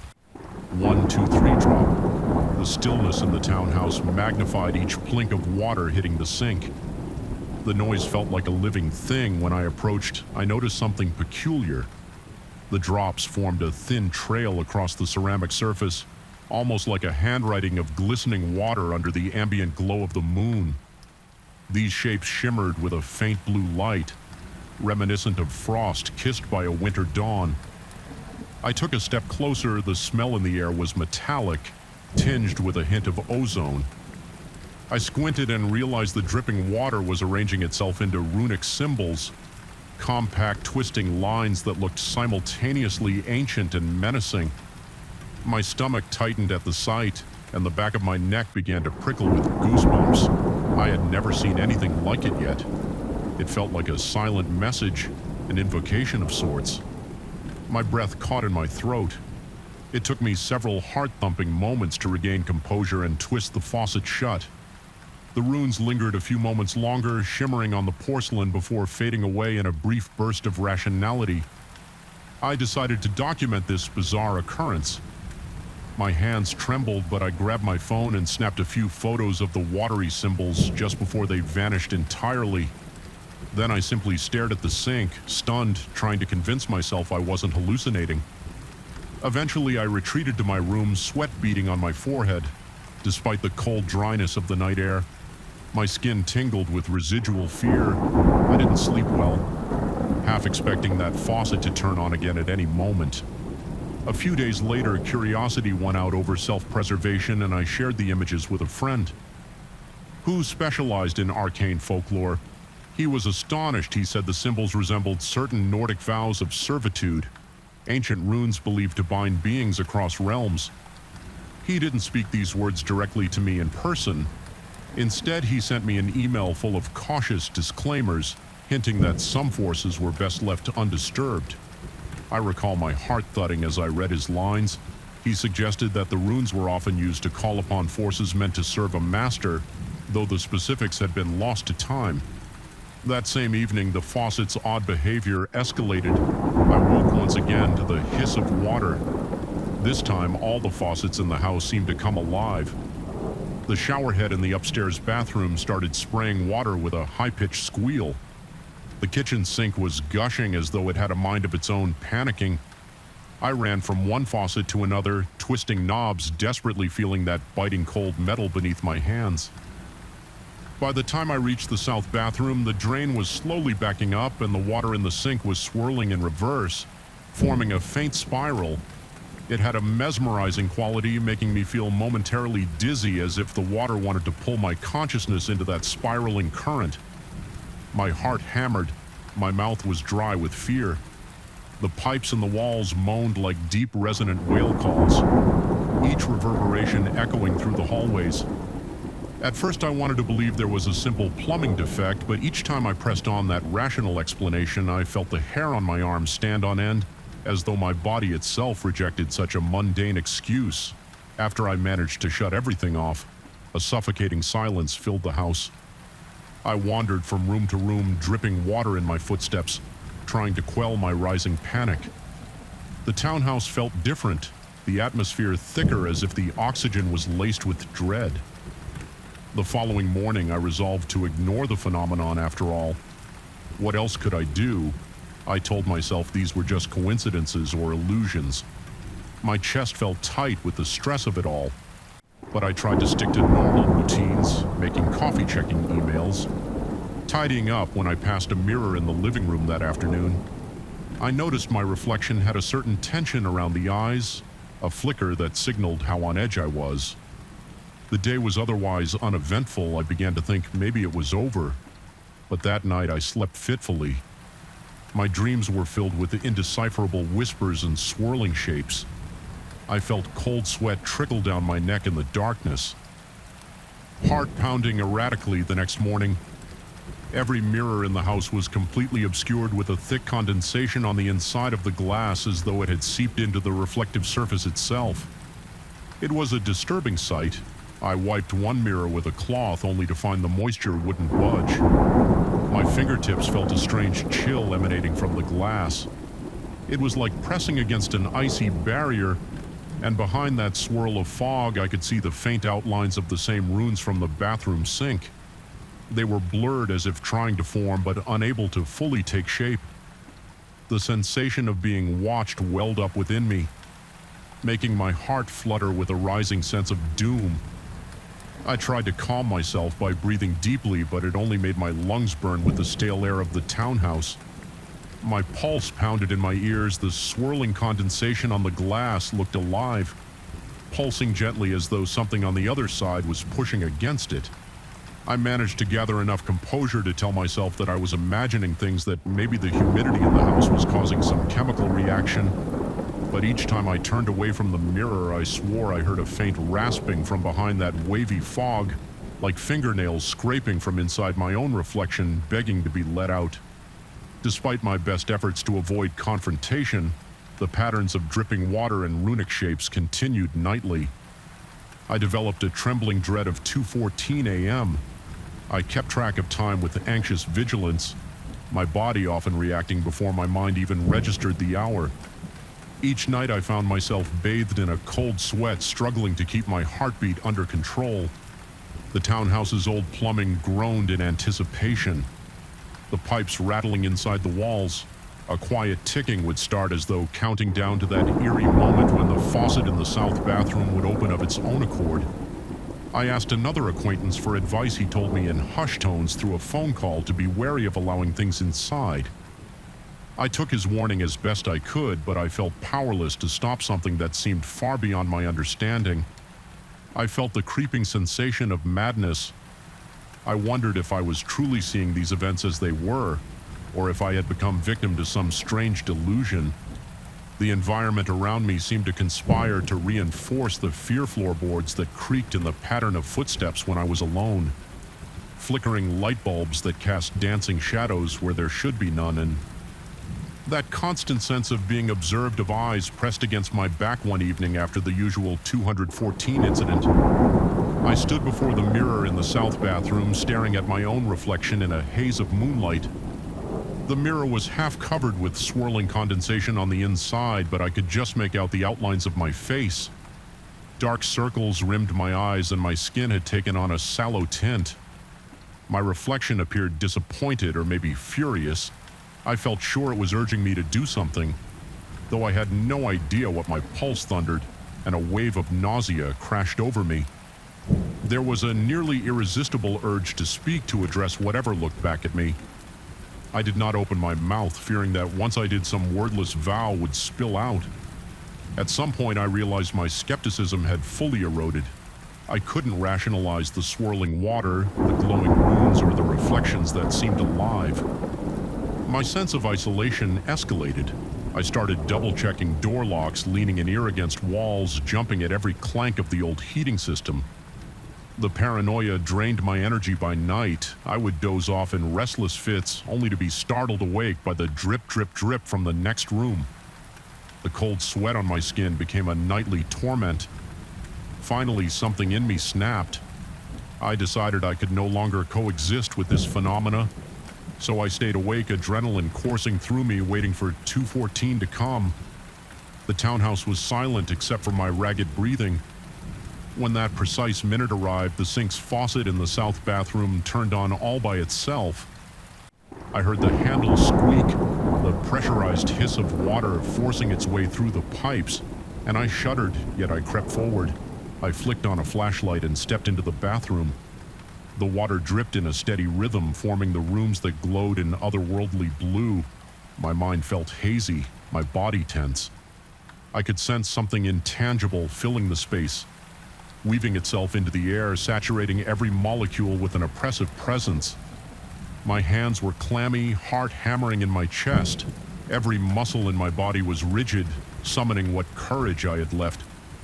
I turned the faucet off this time, though I didn't look away as the last few drops trickled down the porcelain, forging the final lines of a rune that looked incomplete. The glow lingered, almost pulsing. My entire being vibrated with the tension of that moment. My breath caught as the reflection in the mirror behind the sink flickered. There, emerging through the condensation on the reverse side of the glass, I saw a faint silhouette, arms raised, palms pressed against the glass as if in silent pleas. In a burst of panic, I lunged for the mirror, wiping desperately at the fog surface with my sleeve. The glass was ice cold against my hand, painful in its frigidity. My reflection was still there, but behind it lay the hazy impression of those runes etched on the inside. They seemed to pulse with each pound of my heart, and in that chaotic moment I perceived a single terrifying realization. Something had been waiting in my reflection, yearning to find a way out. Using the water and runes as a channel, my mind reeled with a suffocating sense that I stood on a fragile barrier between two worlds. That presence in the mirror was no idle specter. It wanted to break free. The faint scraping inside the glass started again, sending pulses of adrenaline through my system. My throat was so tight I could barely swallow in a desperate, trembling act. I turned away from the mirror, feeling the presence behind me intensify. The walls groaned with the strain of old pipes reversing flow. A wave of cold air pressed against my back, but I forced myself out of the bathroom, slamming the door behind me. Over the next hour, I heard the steady drip of water from within, then the quiet hush as all settled once more into silence. When dawn finally broke, I tore sheets of cloth from my bed and covered every mirror in the townhouse. The sense of oppression remained, but not as strong without those reflective surfaces I left that day with a single suitcase. Heart pounding and hand shaking, uncertain if I would ever return. Even stepping outside into the morning light felt surreal. The ordeal left me hollow, as if I had been pressed between pages of an ancient text and almost become part of its story. I realized then that I might never prove to anyone what happened within those walls. Yet the photos of those watery runes on my phone still radiate a faint bluish hue in every image. The townhouse remains in my possession, at least for now, its old wings holding on to their secrets and their looming presence sometimes late at night. I imagine I can hear the watery hum of pipes and the faint scrape of something tapping from the far reaches of the glass, and I shudder recalling how in that final glimpse I felt the boundary between reality and nightmare thinning, teetering on the edge of dissolution. I do not know if I'll ever be free from the sense that something followed me, or that it still watches from. Within that reflection, trapped but yearning, although I managed to leave, I can't rid myself of the crawling sensation that some vow was forged in those dark hours, that the runes might yet fulfill a pact, sealed by dripping water under the moonlight. When I close my eyes at night, I see the faint glow of the runes seared into my memory, and I wonder if ignoring them was ever truly an option. Perhaps something has bound itself to me through that ancient, unsettling language of water and reflection, a secret promise that even now, in the hush of the darkest hour, begs to be completed. Story 13. I felt something was off the moment I pulled up to the red light on Navajo Boulevard. The air seemed too thick, too heavy, as though the night itself were pressing down on my car with malevolent intent. My chest tightened and a shudder rippled through me. Even the streetlights casting their pale yellow glow appeared distorted, flickering like dying candles ready to plunge everything into darkness. At any second, the distant hum of engines and the occasional blare of a horn did nothing to ease the oppressive atmosphere. Instead, it only emphasized how utterly alone I felt in that stretch of road that was. When I checked my rearview mirror and saw something that redefined my understanding of fear, it was perched on my trunk, glaring straight at me. Through the glass, red skin gleamed under the streetlights, and two small twisted horns curved from its forehead. Its eyes, dark and reflective, seemed to bore into me with a fixed malice that made my heart pound. I froze my fingers, gripping the steering wheel until my knuckles turned white. It had a wide mouth, neither smiling nor snarling, but the expressionless face seemed more horrifying than any rage-filled grimace could have been. I wanted to turn around to confirm that my mind wasn't playing tricks on me, but I couldn't bring myself to do it. The fear of making direct eye contact with that thing, or whatever it was, paralyzed me. When the light finally shifted to green, I snapped back into motion. My entire body trembled as I pressed my foot on the accelerator, hoping this creature would lose its grip. At first, the car jolted forward with a lurch, and I heard a grating sound from behind as though claws scratched along the metal. My breath caught and my pulse thundered in my ears. But a few seconds later, as I gathered the courage to check the mirror again, the figure was still clinging there. Unbothered by the rushing wind, I glanced down at the speedometer. It read 66 kilometers per hour. An oddly specific number that I remember precisely because the needle simply stopped moving instead of climbing higher. The needle trembled at 66. Then before my eyes, the numbers began to melt, the printed lines dripping like hot wax. I blinked repeatedly, convinced I was hallucinating, but the meltdown continued, the black ink forming rivulets that slithered down the gauge. A sense of unreality struck me, and I let out a choked gasp that fogged up the windshield for a moment. It didn't stop there. A sudden overpowering aroma of wet earth flooded the interior as though I had just driven through a field. After a heavy rain, the pungent smell made my nose wrinkle, desperate for some fresh air. I switched on the air conditioning instead of the usual cool breeze. A gust of hot, dusty air blasted out, carrying small particles that hit my face. I coughed, struggling not to swerve as dirt filled my mouth and made my tongue feel like sandpaper. Every fiber of my being urged me to stop the car and leap out, but I was terrified that if I did, I'd find that thing in the open. Its black eyes scanning me from just a few feet away, I managed a quick glance in the rear view. Once again, only to find something even more unsettling than before. The creature seemed to be running backward, facing me, its body parallel to the rear of my vehicle, yet its legs did not move. It glided over the asphalt as though pulled along on invisible rails like an image projected on damaged film. Its head tilted, and I swore I saw a flicker of recognition in its expression, as if it knew I was watching. My breath was ragged, my throat painfully tight, and my hands slippery with sweat on the steering wheel. My heart hammered so violently that I felt each pulse in my temples. I tried to recall every bizarre story I'd heard about cursed roads or southwestern legends that manifested in demonic forms, but nothing came to mind that fit the living nightmare unfolding around me. The dryness in my mouth increased, and each exhale felt like it scorched my lungs. My mind reeled. Could I be dreaming, hallucinating? I saw a small gas station sign flicker ahead on the right, a weak neon light that sputtered in and out with my car creeping forward. In that zone of unreality, I made a split-second decision. I jerked the wheel to pull into the station. The creature vanished from the rear view the moment I turned, as though it couldn't or wouldn't follow me into the lot.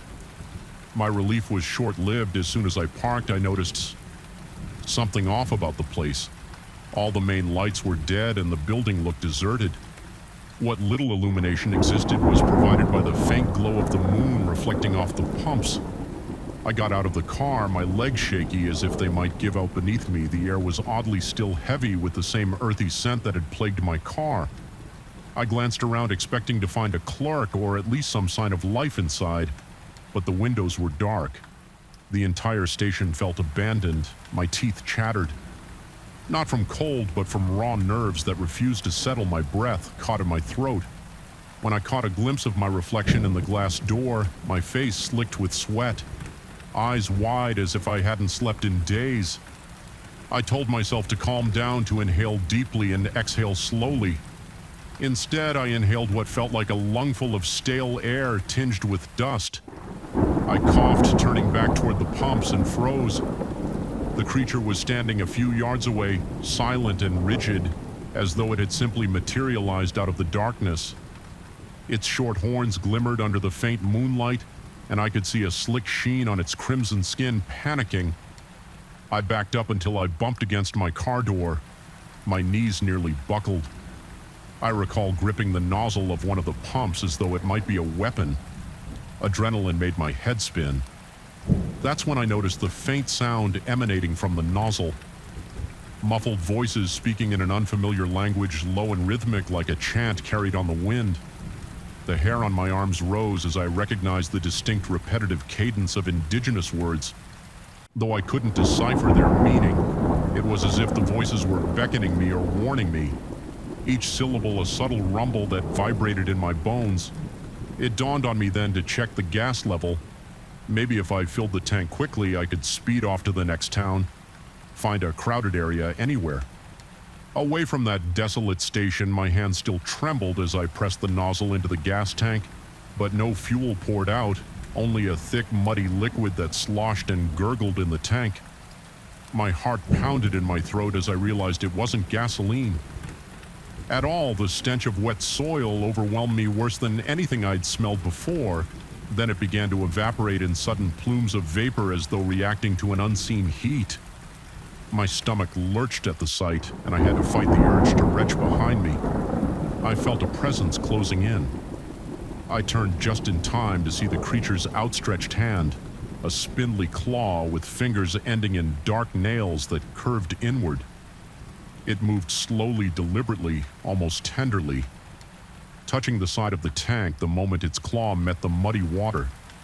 The liquid hissed and vanished, leaving only a faint residue on the metallic surface. A wave of dizziness overcame me and my vision blurred at the edges. The chanting from the pump speakers persisted, now joined by a low hum that seemed to resonate in my chest. I fumbled to unhook the nozzle, every nerve screaming for me to get back inside my car. My instincts were on high alert, but my body felt sluggish, weighed down as though I were wading through ankle-deep mud. The creature's expression remained as disturbingly blank as ever. It didn't snarl, didn't speak. It only observed me with those cold, uncanny eyes. The humming grew louder and my body vibrated with the intensity of it. My pulse hammered in my neck. I thought about fleeing on foot, but the idea of leaving my car and being trapped in that deserted station was worse than facing the nightmares behind the wheel. Finally, I managed to yank the nozzle out and stumble back into the driver's seat. My fingers shook so fiercely that it took me 3 tries to jam the key into the ignition. The engine roared to life, but all the console lights flickered erratically, making me worry the car might cut out at any second. My entire frame trembled as I shoved the gear shift into drive the station's forecourt. Once a place of refuge now felt like a trap, a dark, silent enclosure that threatened to swallow me whole. My headlights illuminated the asphalt in front of me, revealing cracks in the ground and random patches of dried weeds. The edges of my vision danced with shadows, but I tried not to look for the creature anymore. It was enough to feel its gaze on me, that oppressive weight in the pit of my stomach as I pulled out onto the road. The chanting in the nozzle seemed to echo in my ears, growing faint but never fully disappearing like a distant melody. You can't quite place. My breathing turned shallow and rapid, my lungs fighting for every gulp of air. The speedometer was completely unreadable. Now the face melted beyond recognition. I had no clue how fast I was going. Only that the engine growled under my frantic push on the gas pedal. There were moments when I thought I saw flickers of red in the rear view, but each time I tried to focus, it was gone. My head throbbed with the strain of constant vigilance. The lines on the road blurred under the minimal illumination from the stars and my faltering headlights. I kept going, forcing myself not to stop. Even when logic told me I might be driving in circles, time seemed meaningless. My skin broke out in a cold sweat. My shirt clung to my back uncomfortably. My breath came in ragged bursts. Every so often I swore I heard faint whispers drifting on the wind, a hushed commentary on my predicament. The voice just outside of comprehension, my paranoia soared. I began to see shapes shifting in the darkness beyond the roadside. They might have been cacti or small shrubs, but under my current distress, each silhouette appeared alive, moving with some hidden purpose. At one point, I noticed my phone on the passenger seat. In my agitation, I'd forgotten to even check for a signal. I grabbed it only to find the screen flickering. The battery icon showed a weird symbol, nothing I'd ever seen before, certainly not a usual low battery alert. The device buzzed in my hand, and for a second I thought I heard a scratchy voice whisper my name. My heart leaped into my throat. A jolt of adrenaline shot through me, and I almost lost control of the steering wheel.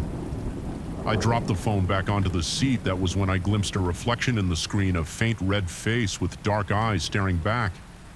I jerked my gaze away and felt fresh sweat beat on my forehead. I didn't realize I was clenching my jaw until my teeth started to ache. Each time I blinked, I saw the creature's motionless running backward form etched into my eyelids. My breath stuttered as panic threatened to overwhelm my ability to drive. Then, as if emerging from some dream, I noticed a sign for another station just off an upcoming exit. The sign was barely lit, but it offered a faint glimmer of hope. I followed the off-ramp, half expecting the sign to be a mirage. The exit led me onto a narrow road flanked by tall, crooked trees that rustled in the wind. This time, at least the station ahead had its lights on, albeit dimly. The mere presence of steady, fluorescent bulbs made my chest loosen slightly. I pulled up near one of the pumps, bracing myself for more insanity. A flicker of relief crossed my mind when I saw a shadow inside the building. Perhaps an attendant. There was no immediate sign of the red creature. My legs quivered as I stepped out. Scanning every dark corner, every flicker of shadow, the stench of wet earth had diminished, replaced by the usual smell of oil and stale coffee from the station. A neon open sign hummed softly in the window. The relief was so overwhelming that tears pricked at my eyes, but I couldn't shake the feeling of being watched. Something in the back of my mind told me it wasn't over, that the chanting and the monstrous silhouette weren't finished with me. I inched toward the building, each step weighted with dread. A fleeting thought crossed my mind. Maybe I was hallucinating. Perhaps the stress or exhaustion or something else altogether had triggered these visions. Yet the memory of that scorching dust in my lungs, the melted speedometer, and the muddy water hissing under the creature's touch felt too raw to dismiss as mere delirium. The cashier inside looked up as I entered, though I could only see part of their face behind the counter. My mouth felt drier than ever, and all I could manage was a shaky nod. I didn't even try to explain. I simply placed a trembling hand on the countertop, feeling my fingertips tingle with residual adrenaline. There might have been some words exchanged, polite greetings from the attendant, but I scarcely registered them. My mind was fixated on the reflection in the glass door behind me, waiting to see if a red shape would materialize again. The attendant likely asked if I needed gas or if I was okay, but I answered in a clipped hush tone, barely coherent. I recalled speaking in a forced calm, explaining that I'd had car troubles, though I didn't go into the details. They offered me water. I nodded, raising the bottle to my lips with a trembling hand, nearly spilling it on my shirt. After a minute, I risked a glance through the window toward my car. The forecourt was quiet, bathed in weak fluorescent light. No sign of footprints, no sign of anything red lurking in the gloom. My chest felt marginally lighter. Maybe I'd made it out. Maybe if I just kept driving, I could leave whatever horrifying experience this was behind. But part of me suspected otherwise, that once you see a thing like that, there's no one seeing it. Whatever shadow had latched onto my perception might be waiting, biding its time. Until the next moment my guard was down, I stayed in that station for another hour, sipping water, letting my nerves settle. Each second stretched out thick with lingering tension. My heart gradually slowed to a steadier pace, and the dryness in my mouth subsided a bit. Despite the relative calm, I couldn't shake the prickling sensation at the nape of my neck, as though unseen eyes followed my every movement. Even the hum of the station's soda machine seemed unnaturally loud, as if it were trying to drown out any attempt at rational thought. Eventually, I convinced myself it was time to move on. I thanked the attendant in a halting voice, then stepped back outside. My lungs tightened as I approached my car, half expecting the trunk to be dented or scratched beyond recognition. It looked normal, though. Even the taillights that had seemed so dim before now looked standard. Maybe I would be okay. Maybe I could go home, shower off the grime and dust, and chalk this up to a bizarre episode. The drive away from the station was oddly calm. The chanting in my head had diminished to a faint echo, and I felt more in control of the vehicle. Despite the ruined speedometer, I navigated by instinct, eventually recognizing a familiar route that led toward the main highway. The oppressive heaviness in the air lifted, replaced by a jittery unease that tugged at my thoughts. I wish I could say the terror ended the moment I rejoined the highway, that I never again smelled that stifling earthen scent or glimpsed that red-skinned figure with short horns. But every so often, just when I feel safe, I catch a fleeting reflection in a window or sense a pungent odor of wet soil invading my nostrils. My heart races all over again and my hands shake on the steering wheel. I'm left wondering if my reality is forever altered, if some hidden door has been cracked open, letting that thing slip through whenever it pleases even now. Nights later, I have trouble sleeping. The memory of that contorted, backward-running figure haunts the edges of my nightmares. I haven't driven back to Navajo Boulevard, and I'm not sure I ever will sometimes when the night is too quiet and my mind starts replaying every detail. I swear I hear those soft whispering voices chanting in a language I'll never understand. And in those moments, I'm reminded that some doors once opened can't be closed. The threat, the disc, the haunting presence remains lurking just out of sight, ready to pounce the second I believe I'm free.